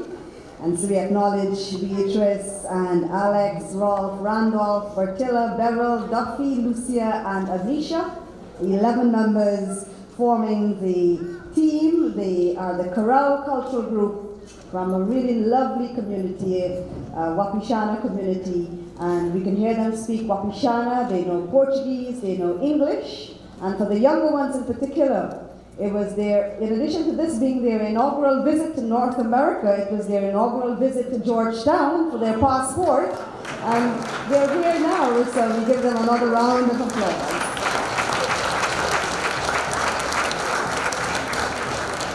Now, ladies and gentlemen, it is time for us to continue with the presentation of awards. I now invite the awards committee, members of the awards committee, to come forward to do the introductions. We will hear from Ave Brewster Haynes, Verna Walcott White, Alison Skeet, Alex Neptune, and Jackie Newton. May I also invite Council General, we're really working you out this evening, and you're wearing it so well. Barbara Atherley, and representing Senator Roxanne Pusod, Representative Jennifer Horswood will come forward to make the presentation, along with Jamani Williams, Alan Mazel, and Matthew Eugene. So, first the introductions, and then we move into the presentations.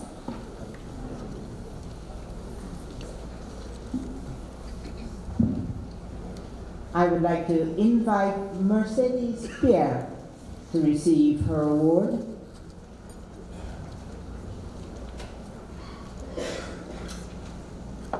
Mercedes Pierre is Guyanese of Arawak and French Huguenot heritage, born in the Northwest District. As an indigenous human rights activist, she has used her experience in international relations, diplomacy, and legal studies to promote and advance the rights of indigenous peoples. Through her volunteer work in the United States of America, Mercedes acquired extensive knowledge about indigenous concerns. Mercedes has participated in several annual sessions of the UN's Permanent Forum on Indigenous Issues. She was actively involved in the drafting of the United Nations Declaration on the Rights of Indigenous Peoples. This daughter of Guyana has worked tirelessly. Her sensitivities to the issues were ingrained from her Guyanese upbringing, education, early career, and artistic interests. She attended Bishop's High School, obtained a diploma in public communication from the University of Guyana, and a certificate in international relations from the University of the West Indies. Mercedes worked in graphic design and advertising, library, and information services. Her professional experience includes a Foreign Service officer in the Ministry of Foreign Affairs. Mercedes is also a poet. In 1974, she was awarded a certificate of merit in creative writing for poetry. Council General now presents Mercedes.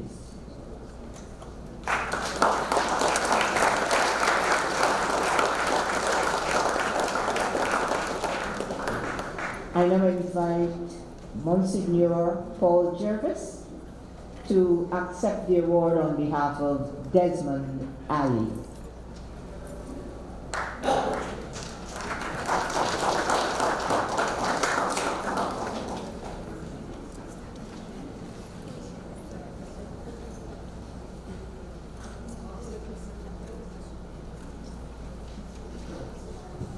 Desmond Ali, a self-taught artist of Amerindian and Indian heritage, is a renowned sculptor whose work gained notoriety during the 1980s with his carved relief pieces depicting the predicament of the world under imperialistic fascist dictatorship.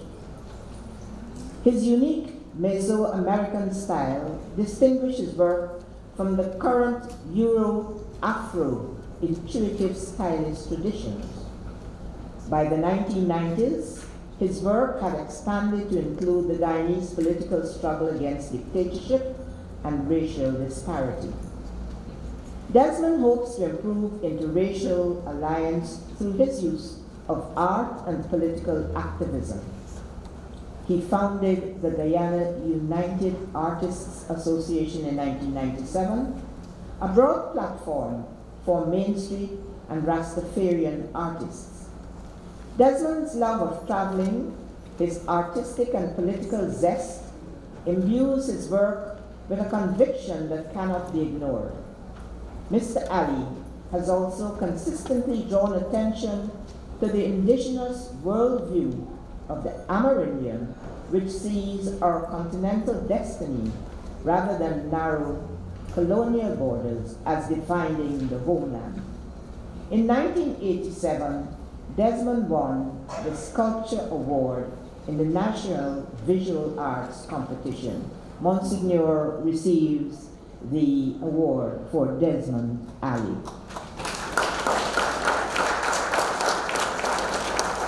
I now invite Louisa Daggers to receive the award on behalf of the Amerindian Research Unit, University of Guyana.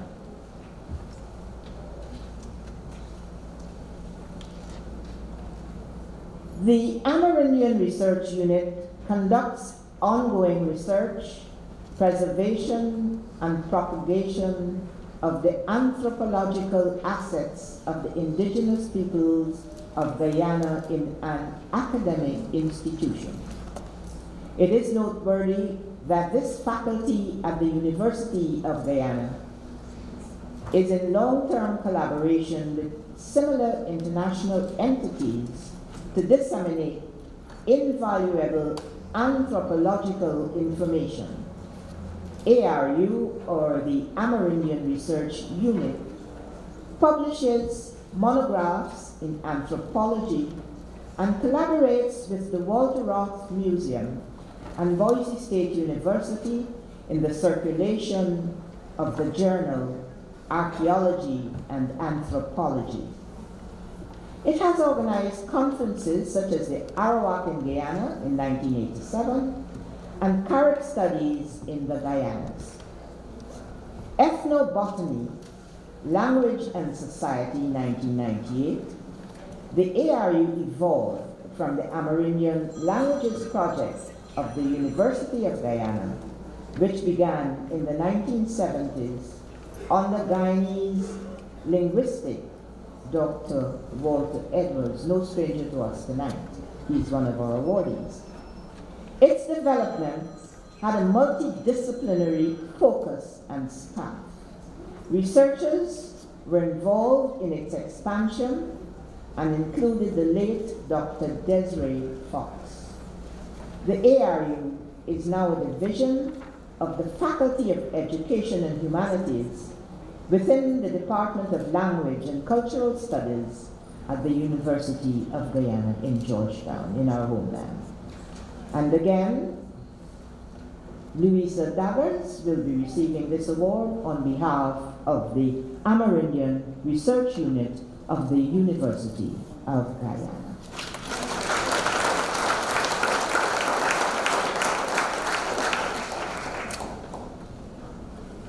Good evening.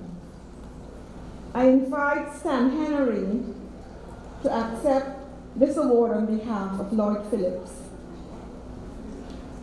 Anything Guyanese First is a Facebook group that was founded by a son of Guyana's soul, Lloyd Phillips. Lloyd was born in Maikoni, a village on the east coast of Demerara, and grew up in Kitty's Greater Georgetown. After migrating to the United States of America, Lloyd decided to further his education. He enrolled at Brooklyn College, where he earned his bachelor's in economics. He later obtained his master's degree in finance from Long Island University. Since the conception of Anything Guyanese First, membership has grown immensely. Lloyd has now extended Anything Guyanese First to form other branches of this network. Lloyd recently created another Facebook group called APNU AFC North America. These Facebook groups are not only networking and chatting channels. They serve to educate, inform, and enlighten all Guyanese in the diaspora. Members of Anything Guyanese First are also actively involved in Guyana, lending their support to many charitable groups and organizations. Lloyd is a dedicated man, with his very interest in what's happening in Guyana. Again, Mr. Stanley Henry is accepting on his behalf. In your absence, congratulations, Lloyd.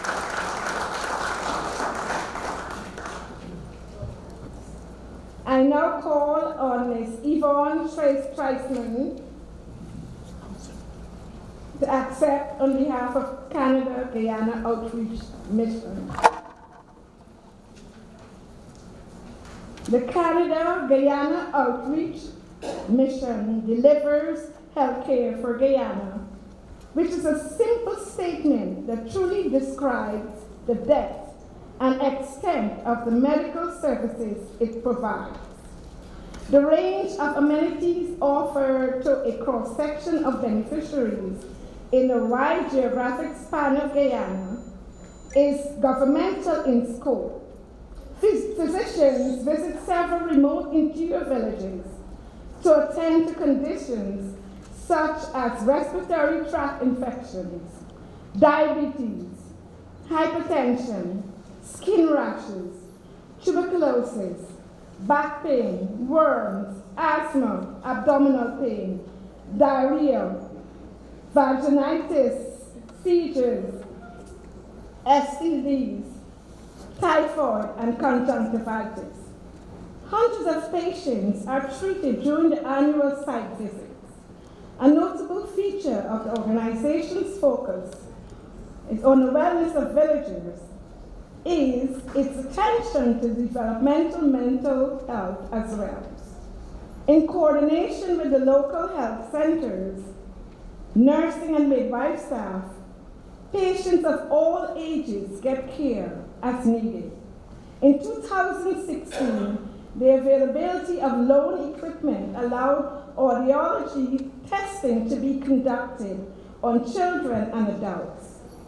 Other initiatives have included cervical cancer testing of women and distribution of feminine hygiene kits for schoolgirls. The organization was founded by Yvonne Treisman, who is supported by dedicated medical and community volunteers. Congratulations to the Canada-Guyana Outreach and Ms. Treisman.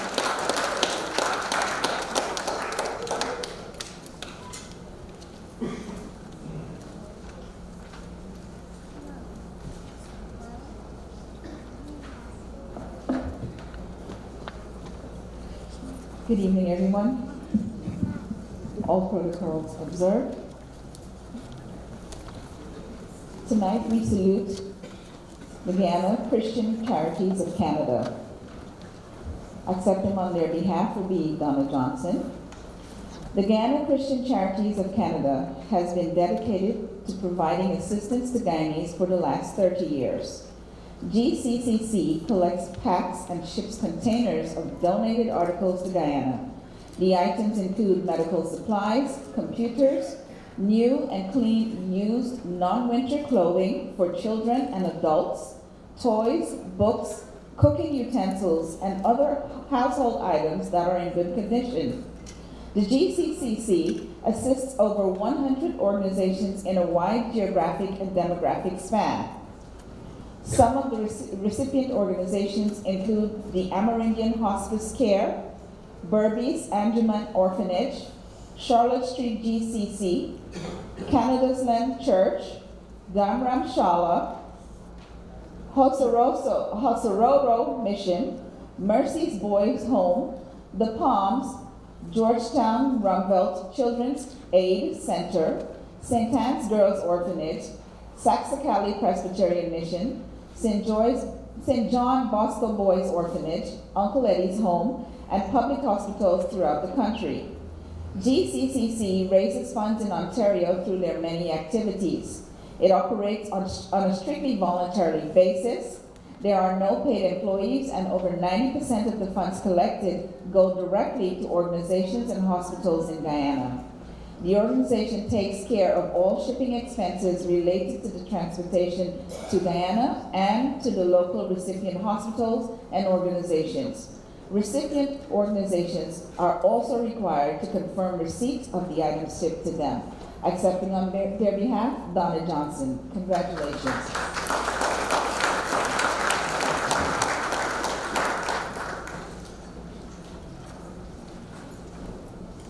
Eileen Henson. Ms. Eileen Henson is a Guyanese of Arawak heritage who has given long and dedicated service to the youths of Guyana, serving in the capacity of teacher and scout leader. Ms. Henson was born at Mabaruma in the Northwest region. She migrated to Georgetown at an early age and gave her services as a catechist teacher in the Roman Catholic Church for 55 years, and 44 of those years as a school teacher. As a young woman, Eileen joined the Scouting movement and spent 47 years in it. During this time, she attended many conferences in the Caribbean representing Guyana. In 2007, Eileen served with distinction at the World Scout Jamboree in the United Kingdom. She also attended and served as a leader in the national and international Scouts camps held in Antigua, Brazil, and Trinidad and Tobago. On a visit to Ghana in 2013, she shared her Guyanese experience with her fellow Ghanaian Scout leaders. Ms. Henson has over 40 years of service in the Theater Guild in Guyana as well. Accepting on her behalf is Ronald Lammy. Thank you, Ronald.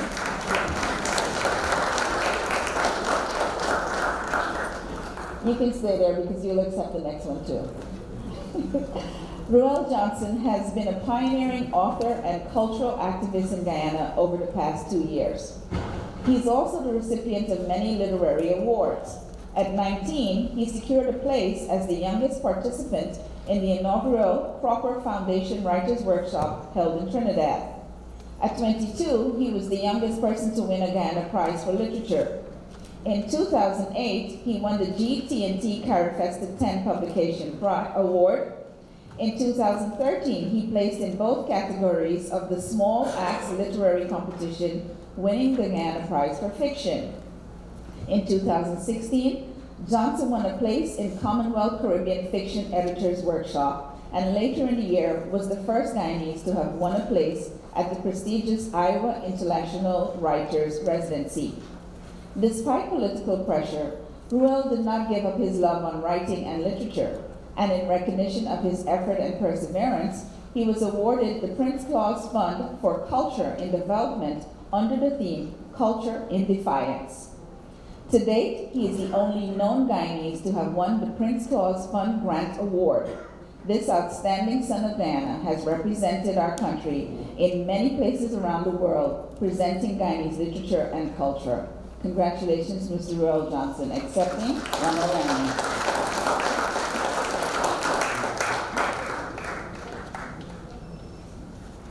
Good evening. The next awardee is Clive Powell. Clive Powell.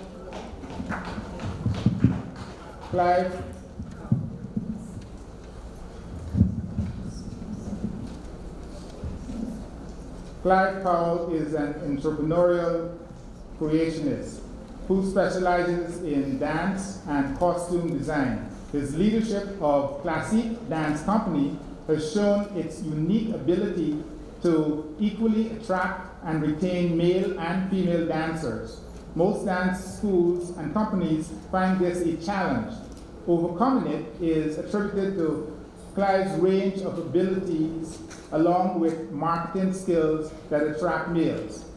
The scope of his artistry is presented through costume design, interior decoration, and pageants.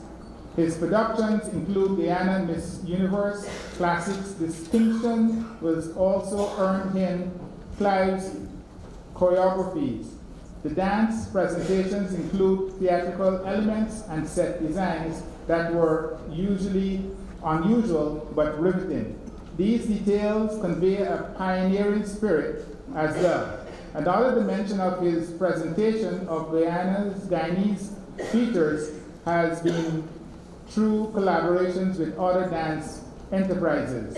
Classics participated in a cultural exchange with New York's Keene Dance Theater, which provided enriching experiences.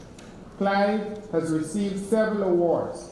He is proud of the 2012 Best Dance Production Dance Company in the Caribbean Award as the West Indian Music Award ceremony. Clive is the Youth Director of Guyana Cultural Association and dance instructor of the Guyana Arts and Council Center and at the GCA Caribbean Heritage Workshop Series.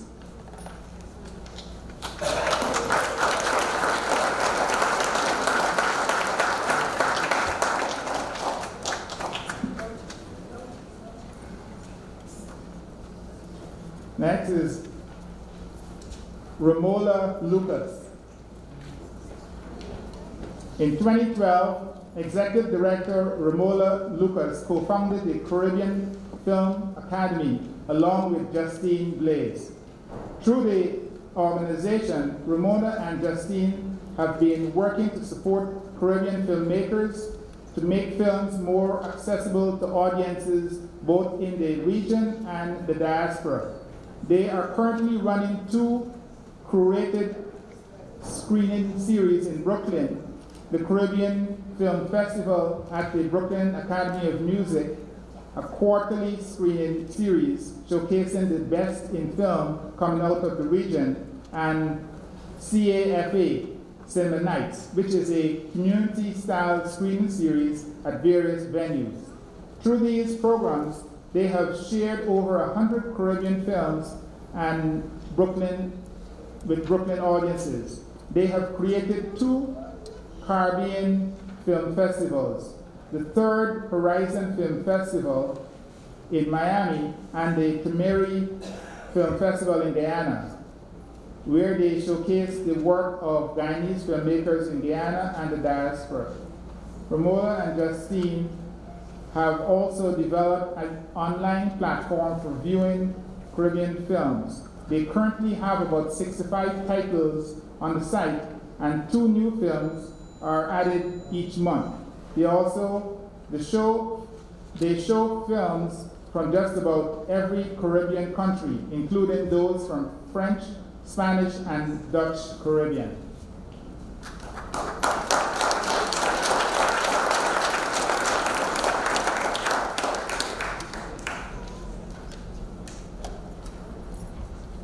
One BG planting, it full up the pot. It's so satisfying, especially when hot. And who am I speaking about? The mighty sparrow.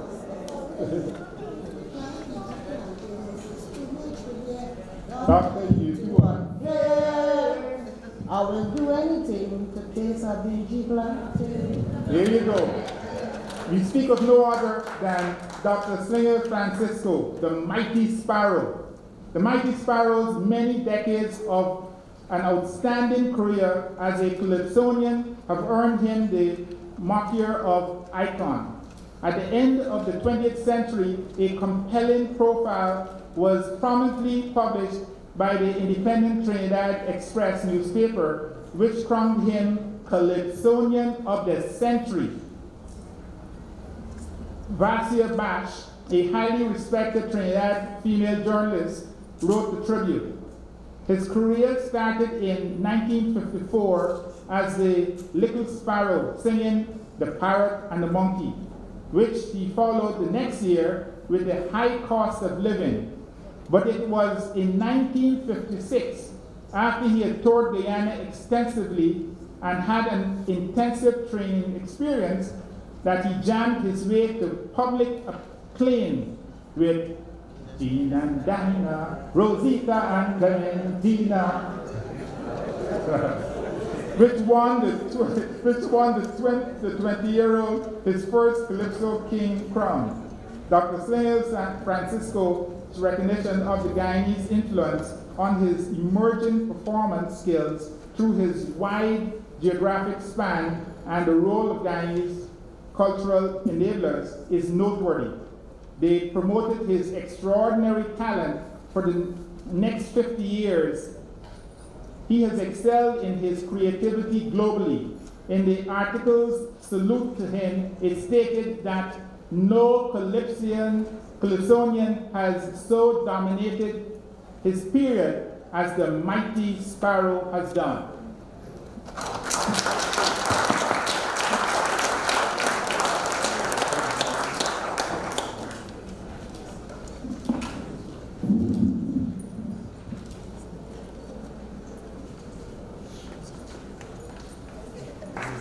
Good evening.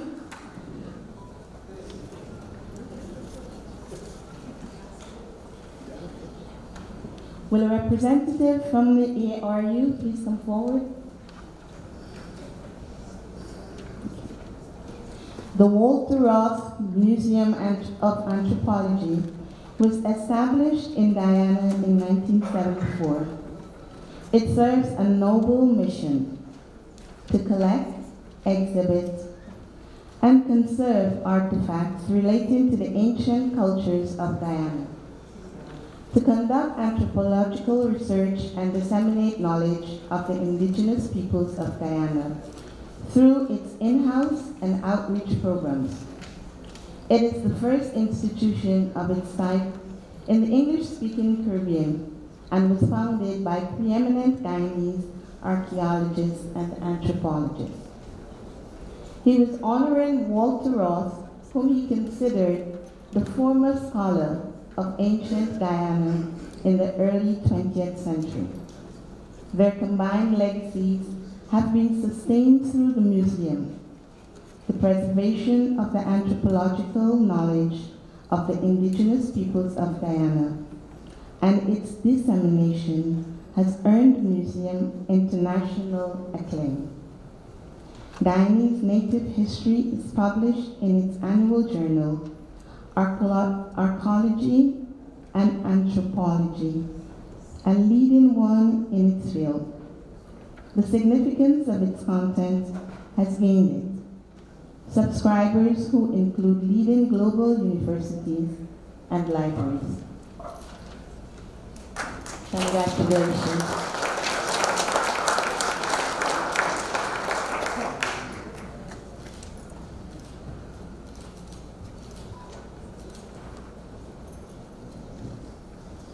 John Lennox Aaron.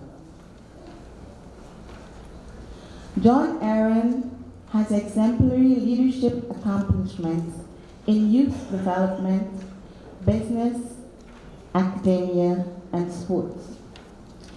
His young adult years were spent in the theater, arts, and youth development.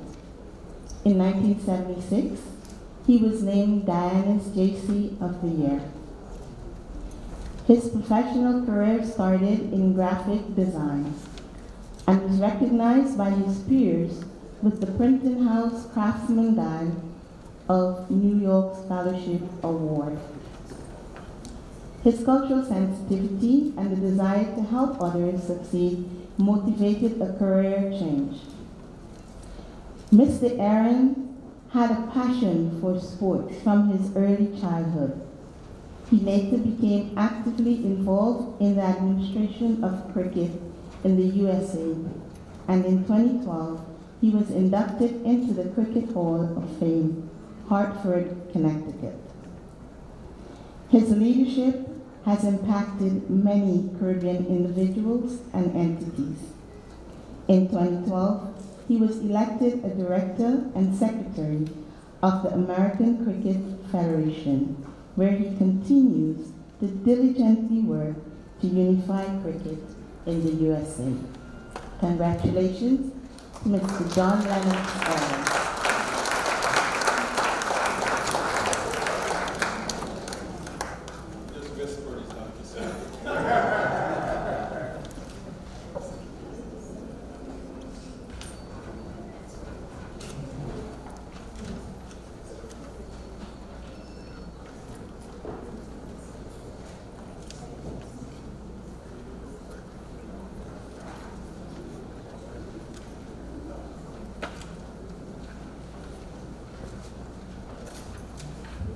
I'm almost inclined to say I want to thank the Motion Pictures, Arts and Sciences, because I feel as though I'm at the Oscars.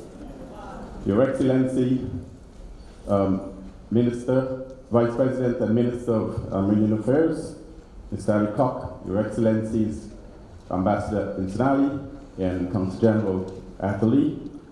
Thank you, good evening, ladies and gentlemen, family members, or as Auntie Kamsi would say, howdy, howdy, howdy everybody, howdy, how everybody doing? I know it's a little late in the evening, but I'm trying to re-energize this group. And I understand they got some goodies back there for us anyway. Guyana is reported to have 750 citizens in the homeland. And contemporary folklore has it that there's another 750,000 outside of the homeland, living in other people's homelands. But even if I did some math and I found out that from tonight's list of honorees would only represent 0.00126% of that 1.5 million.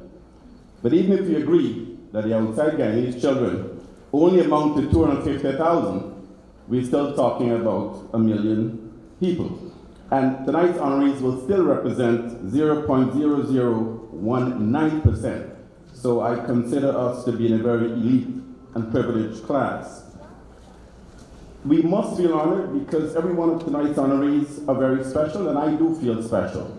It is richly rewarding as being counted among the 1% of the wealthiest people in this country. Among this evening's culturally wealthy are sons and daughters and organizations of Guyana being recognized for their contributions in the homeland and abroad. All are proud to have done their part in keeping Guyana on the map, including our own adopted son, the beachy planted man himself, the mighty sparrow. Whether it's in academia, anthropology, arts and entertainment, charities, literature, public service, religion, sports, or just exemplary citizens of the diaspora, and by extension the world, we all have a role to play. Therefore, being recognized is both humbling and rewarding, and we accept with a sense of pride and gratitude. On behalf of my category of honorees, I wish to sincerely thank the Guyana Cultural Association of New York for the recognition and honor bestowed upon us this evening, and for your attendance in helping us to celebrate that which is truly Guyanese. Thank you.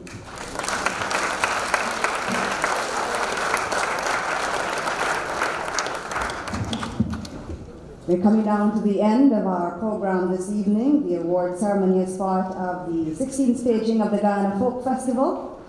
We're coming up to the two very important awards now, Exemplary and Lifetime. We will continue with the Guyana Cultural Association's Exemplary Award. making the introductions, we invite Ronald Lamy and Gail Moons, and we will kindly ask Ambassador Riyad Insanali to make the presentation to the awardees.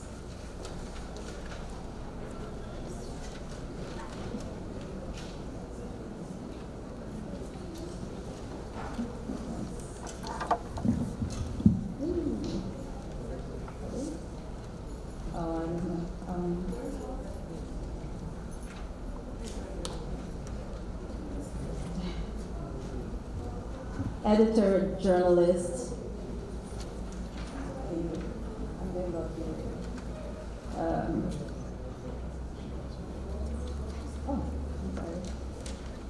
once again,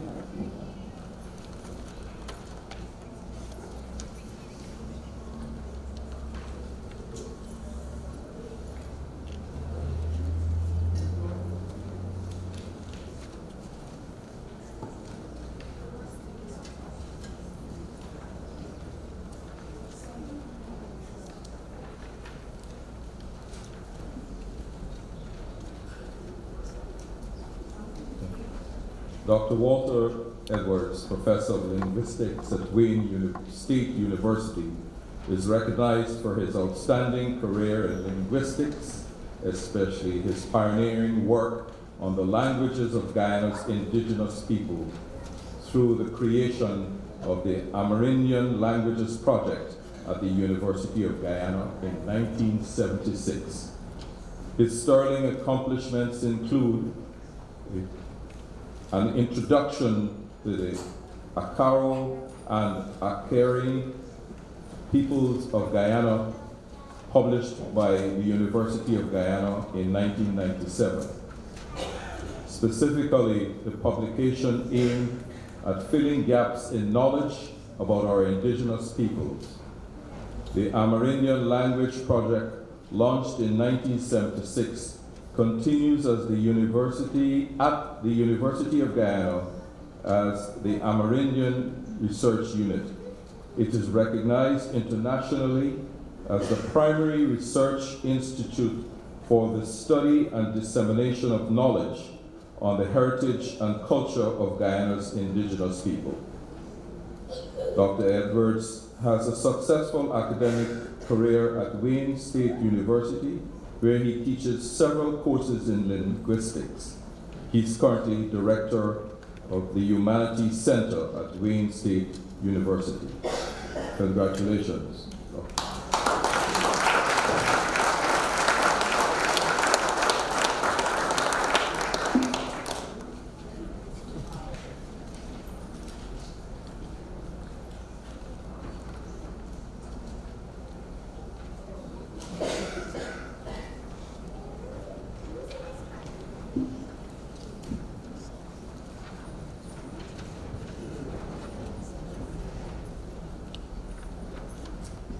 Dr. Ray here today? He's not. Okay. All right, Godfrey Ray is recognized for an outstanding career in editing, journalism, and publishing, complemented by a period of international entrepreneurship. His successes also include a writing career as a novelist with excellence as a hallmark. His first novel, Beyond Life accomplishments, were achieved by displaying discerning knowledge of the cultural, political, social, and geographic landscapes in which he operated. His superior writing skills describe the indigenous Guyanese way of life and their resident dwellings, graphically and accurately capturing the serene and captivating environment. Mr. Ray's career in the print media ranks him among the best in Guyana for decades. Pursuit of his professional goals, which began as a proofreader before moving up the management scale to editor at a contentious time in Guyana, he was responsible for reporting political news events and contributing editorials at the Guyana Chronicle, the Sunday Chronicle, I believe it was. A recent return to the newspaper's editing position brings his formidable talents and best practices expertise to the forefront of great need. A life of ongoing accomplishments also included sports. He was a talented table tennis player at the national level. His love of sports, with special interest in West Indian cricket, motivated him to establish Sports Express, for which he was the editor and publisher of a full-color monthly magazine, which reported on major events with cultural significance to Guyana and the Caribbean. A proud son of Albois Down, George Down, he is also an alumnus of St. Stanislaus College and possesses diplomas from the University of Guyana and the Indiana University. We recognize Dr.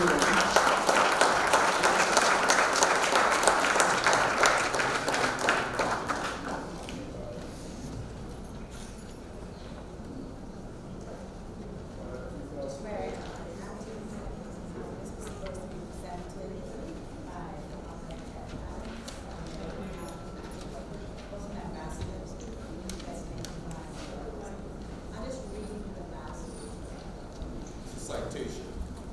Whereas, on behalf of all Brooklynites, I for being recognized for your outstanding career in Journalism, publishing, international entrepreneurship. I applaud him for sharing knowledge of the cultural, political, social, and geographic landscapes about the indigenous way of life and the resident dwellings, graphically and accurately capturing this serene environment. I congratulate Godfrey Ray for being ranked one of the best in the print media field in Guyana. I commend him for reporting political news events and for contributing editorials at the Guyana Chronicle Sunday, repeat itself here, Sunday Chronicle, in previous years. And I thank him for all that he has done to touch and improve the lives of many, helping to move our communities forward as one Brooklyn. Now therefore, I, Eric L. Adams, President of the Borough of Brooklyn, do hereby confer this citation on Godfrey Ray.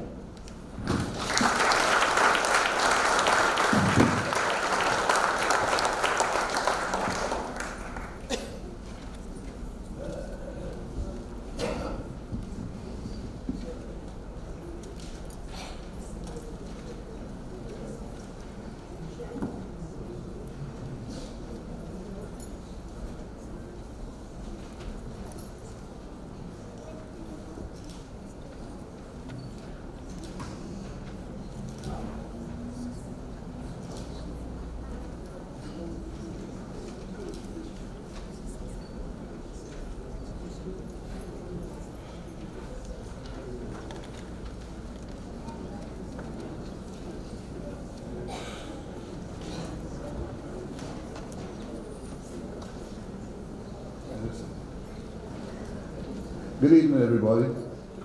My name is Dennis Nelson. I'm receiving on behalf of Godfrey Dennis Ray. I heard the citation, but the citation did not mention that for 8 years we had a collaboration in Brooklyn and Queens called Caribbean Impact.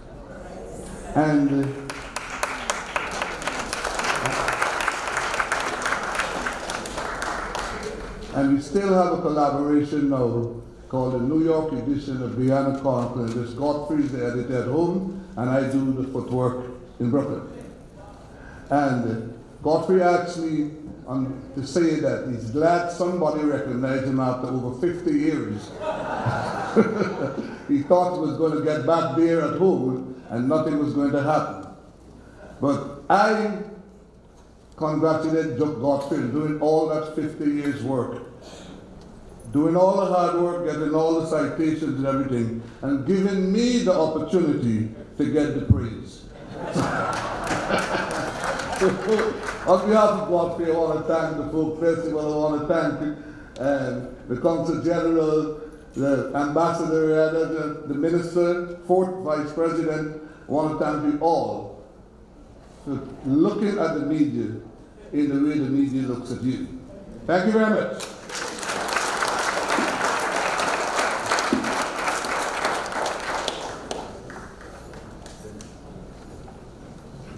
And now, Claire Goring will come forward. We've got a very symbolic presentation that's going to happen right now. Claire?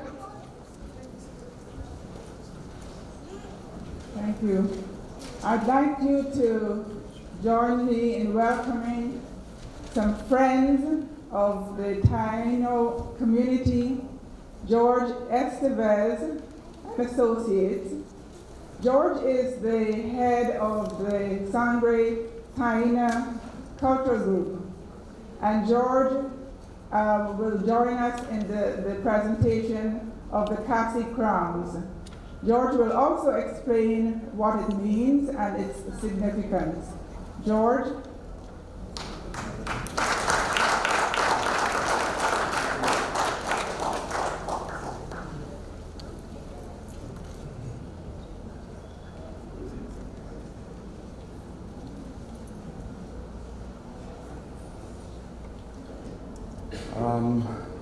We are not from Guyana, but we almost are because in a way, our ancestors left Guyana about 5,000 years ago. That's the way archaeologists explain it to us. We are the Iwayawa Taino people, and we are descendants of the people that discovered Columbus.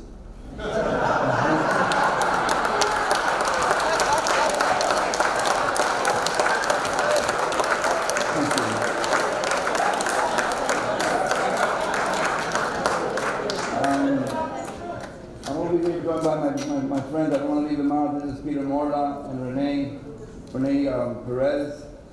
I just wanted to explain to you a little bit what the headdresses mean for us.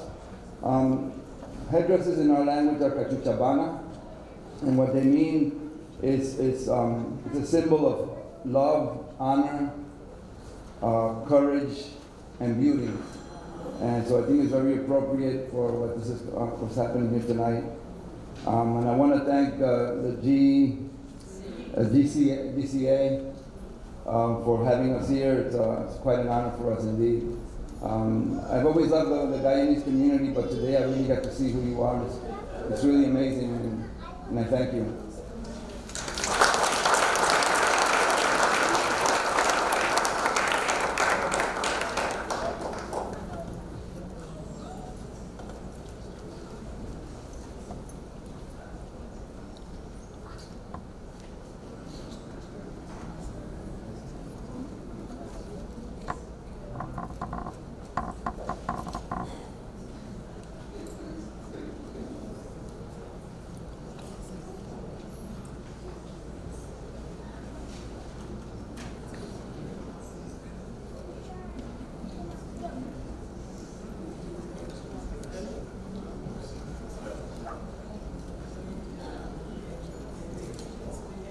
By the way, I made this. I'm very proud.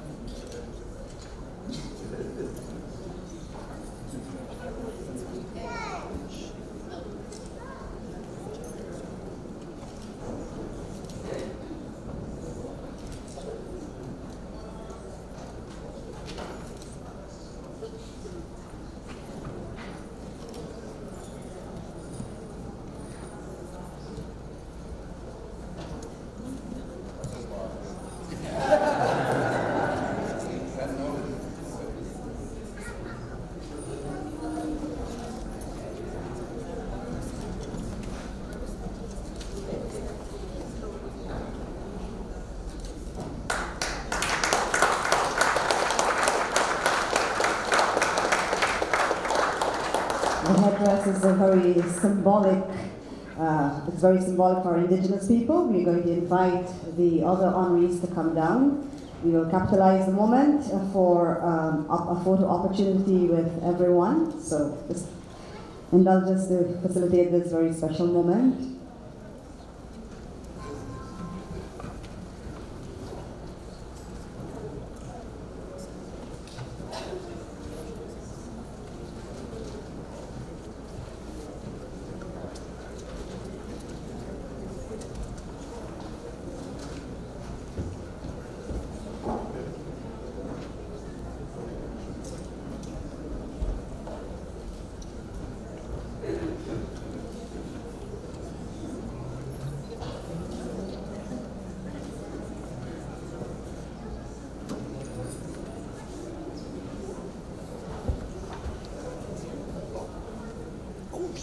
Sorry.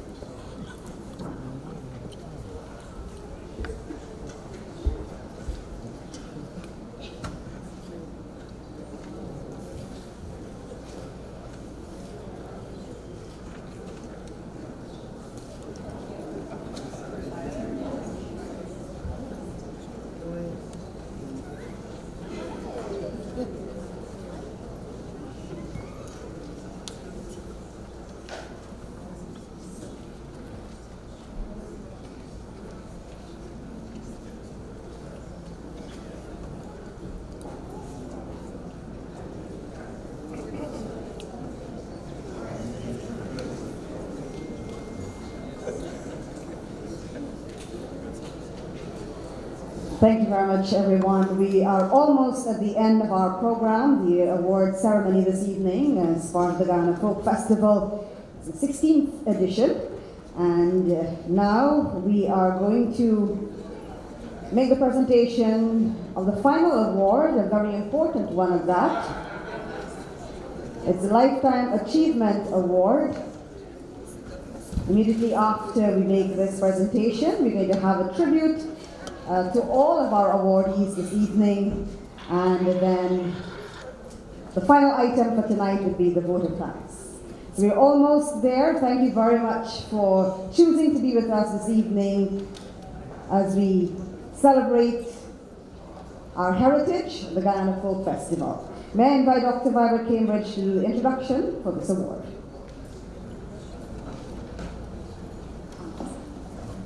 Yes, Ambassador Nsinali to stand by to hand over this award that is going to be received on the awardee's behalf by Vice President Sidney Alcock. Ladies and gentlemen, George Simon is one of the coolest people I have ever met. He is a man of quiet and transforming achievement, fantastic cross-cultural leadership. George Simon was recognized by his country with the Golden Arrow of Achievement in 1988, and by the wider community with the Anthony N. Sabga Caribbean Award of Excellence in 2012. Both awards recognize the originality and scope of George Simon's work. As an artist and archaeologist, George Simon is a pioneer. On his return to Guyana in the 1970s, he made the mass games uniquely Guyanese. He led a team of Guyanese artists who earned the admiration of the Korean advisors who are advising the government of Guyana on mass games. But George Simon's body of work goes beyond mass games art. His murals have graced important national buildings such as the National Museum and the Yumana Yana. As a Guyanese of Lokono or Arawak heritage, he has used his canvas to share the rich heritage of Guyana's indigenous peoples, their cosmology, their color palette, and aspirations. In doing so, he has contributed to national integration. George Simon is a leader who encourages and promotes young and emerging indigenous artists. For example, he founded the Lokono Arts Group and organized the Moving Circle Art exhibitions. Since 1995, the Moving Circle Art exhibition has been the principal event to showcase the work of Guyana's indigenous artists. George Simon is also an archaeologist of Amazonia. His work on the Terra Preta mounds in the Burmese Intermediate Savannah has demonstrated that the settled presence of our indigenous people in that region is more than 5,000 years old. His work has contributed a new understanding of the life of our indigenous ancestors pre-European contact and the consequences of that encounter. George Simon has faced and overcome many challenges. He has not rested on his laurels. He continues to paint, conduct archaeological research, and explore Wilson Harris's Palace of the Peacocks. For Amerindian Heritage Month 2017, George Simon is curating the Moving Circle exhibition at Castellani House. That exhibition will feature the sculptures of Errol Oswald Hussein, Foster Simon, Linus Klinkin, Ronald Taylor, Desmond Alley, and Winston Craig. Paintings will include works by George Simon, Desmond Alley, Victor Captain, and Nigel Butler. In addition, during 2017, George Simon will lead an anthropological and archaeological field trip to the Pacaraima Mountains. This month-long field work will focus on the jaguar. He stated in a recent note, the subject will be approached through art, music, dance, and storytelling. It is anticipated that during the trip, a totem pole carved by Oswald Hussein will be planted. George Simon, Golden Arrow of Achievement, has consistently demonstrated for more than 40 years the attributes we celebrate and recognize in the Guyana Cultural Association of New York. Ladies and gentlemen, join us in congratulating this year's Lifetime Award.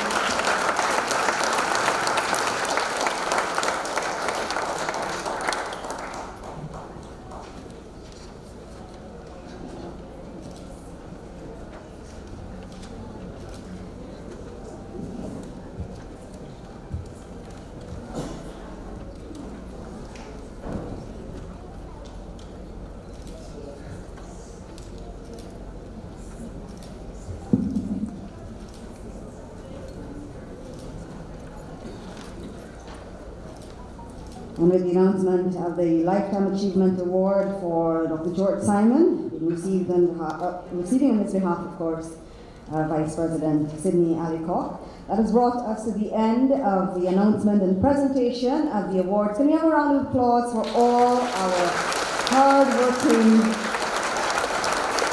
awardees? Congratulations to all of them. And now we give them a musical tribute. Those who are here, those who are representing those who are not here, do enjoy this particular tribute. Let's all enjoy this tribute.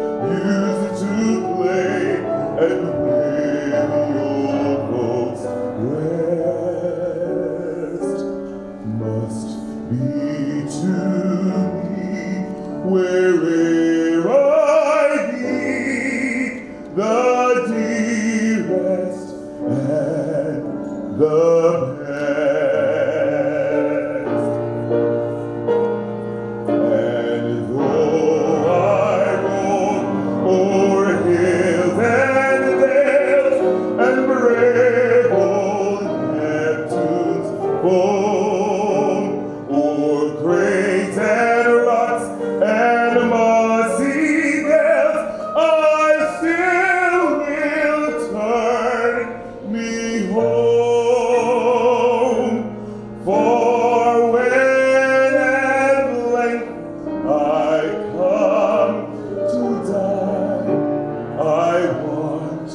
no drill there too.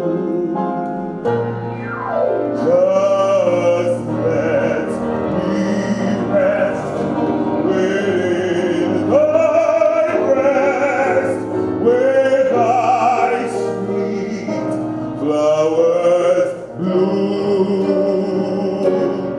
where thy sweet flowers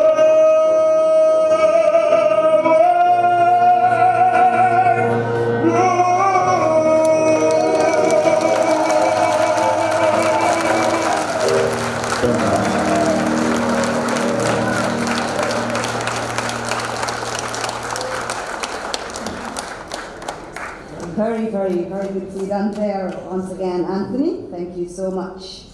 To think what might have gone through the hearts and the minds of those persons who wrote our beautiful patriotic national song so many years ago. Valerie Rodway would have been really, really proud to hear that rendition from you, Anthony.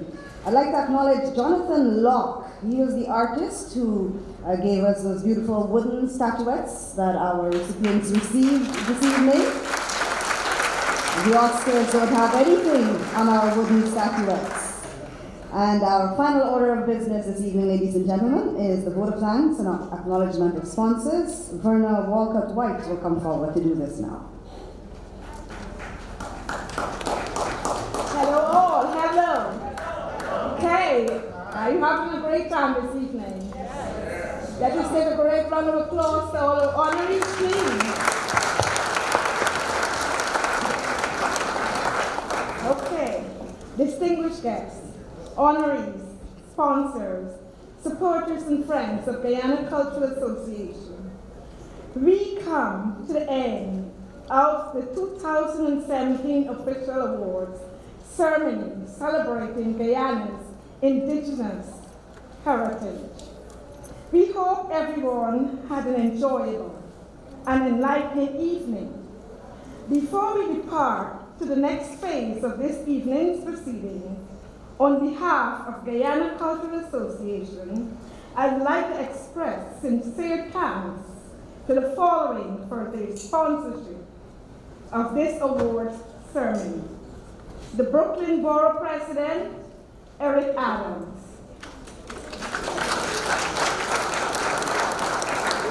Health First Health Insurance, George House and Roger Singh.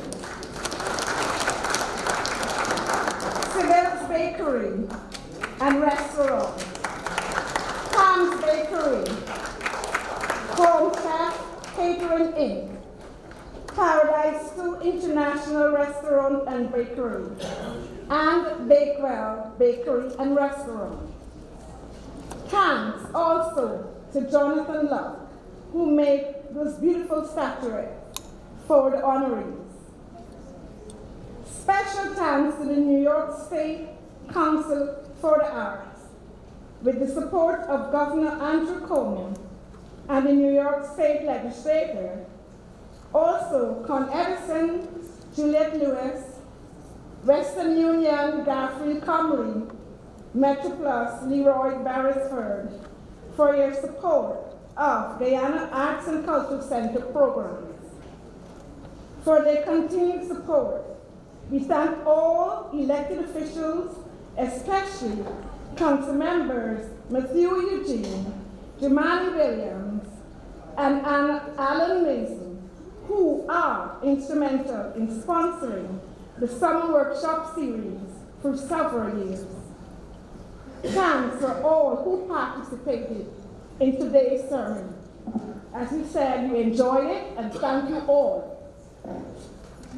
I must commend the Vice President, Sidney Alico, and the Ministry of Indigenous Peoples Affairs, the Guyana Ministry of Foreign Affairs, the Guyana Embassy, and Dynamic International Airways, Captain Jerry Gavayo, for making it possible for the Caro, I hope I'm pronouncing it, Caro, cultural groups trip to the USA to participate in Guyana's Cultural Association's 2017 season.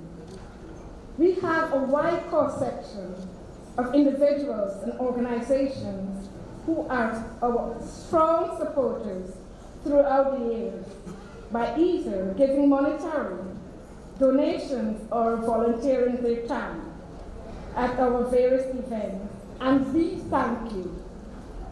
Special thanks to Guyana's, to the GAC's award alumni donors, and I must mention them: Carlo Lakshman Singh, Susi Dial Singh, Bernadette Prasad, and Kamal Bavel, just to name a few.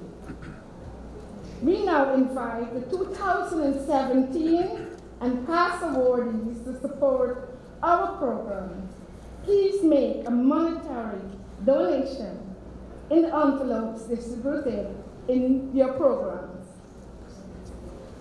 To all, without your support, the 2017 Folk Festival season would not be a reality. For this, we humbly and sincerely thank you. Also, please don't forget, come on, give it up, thank you. Also, please attend all our upcoming events.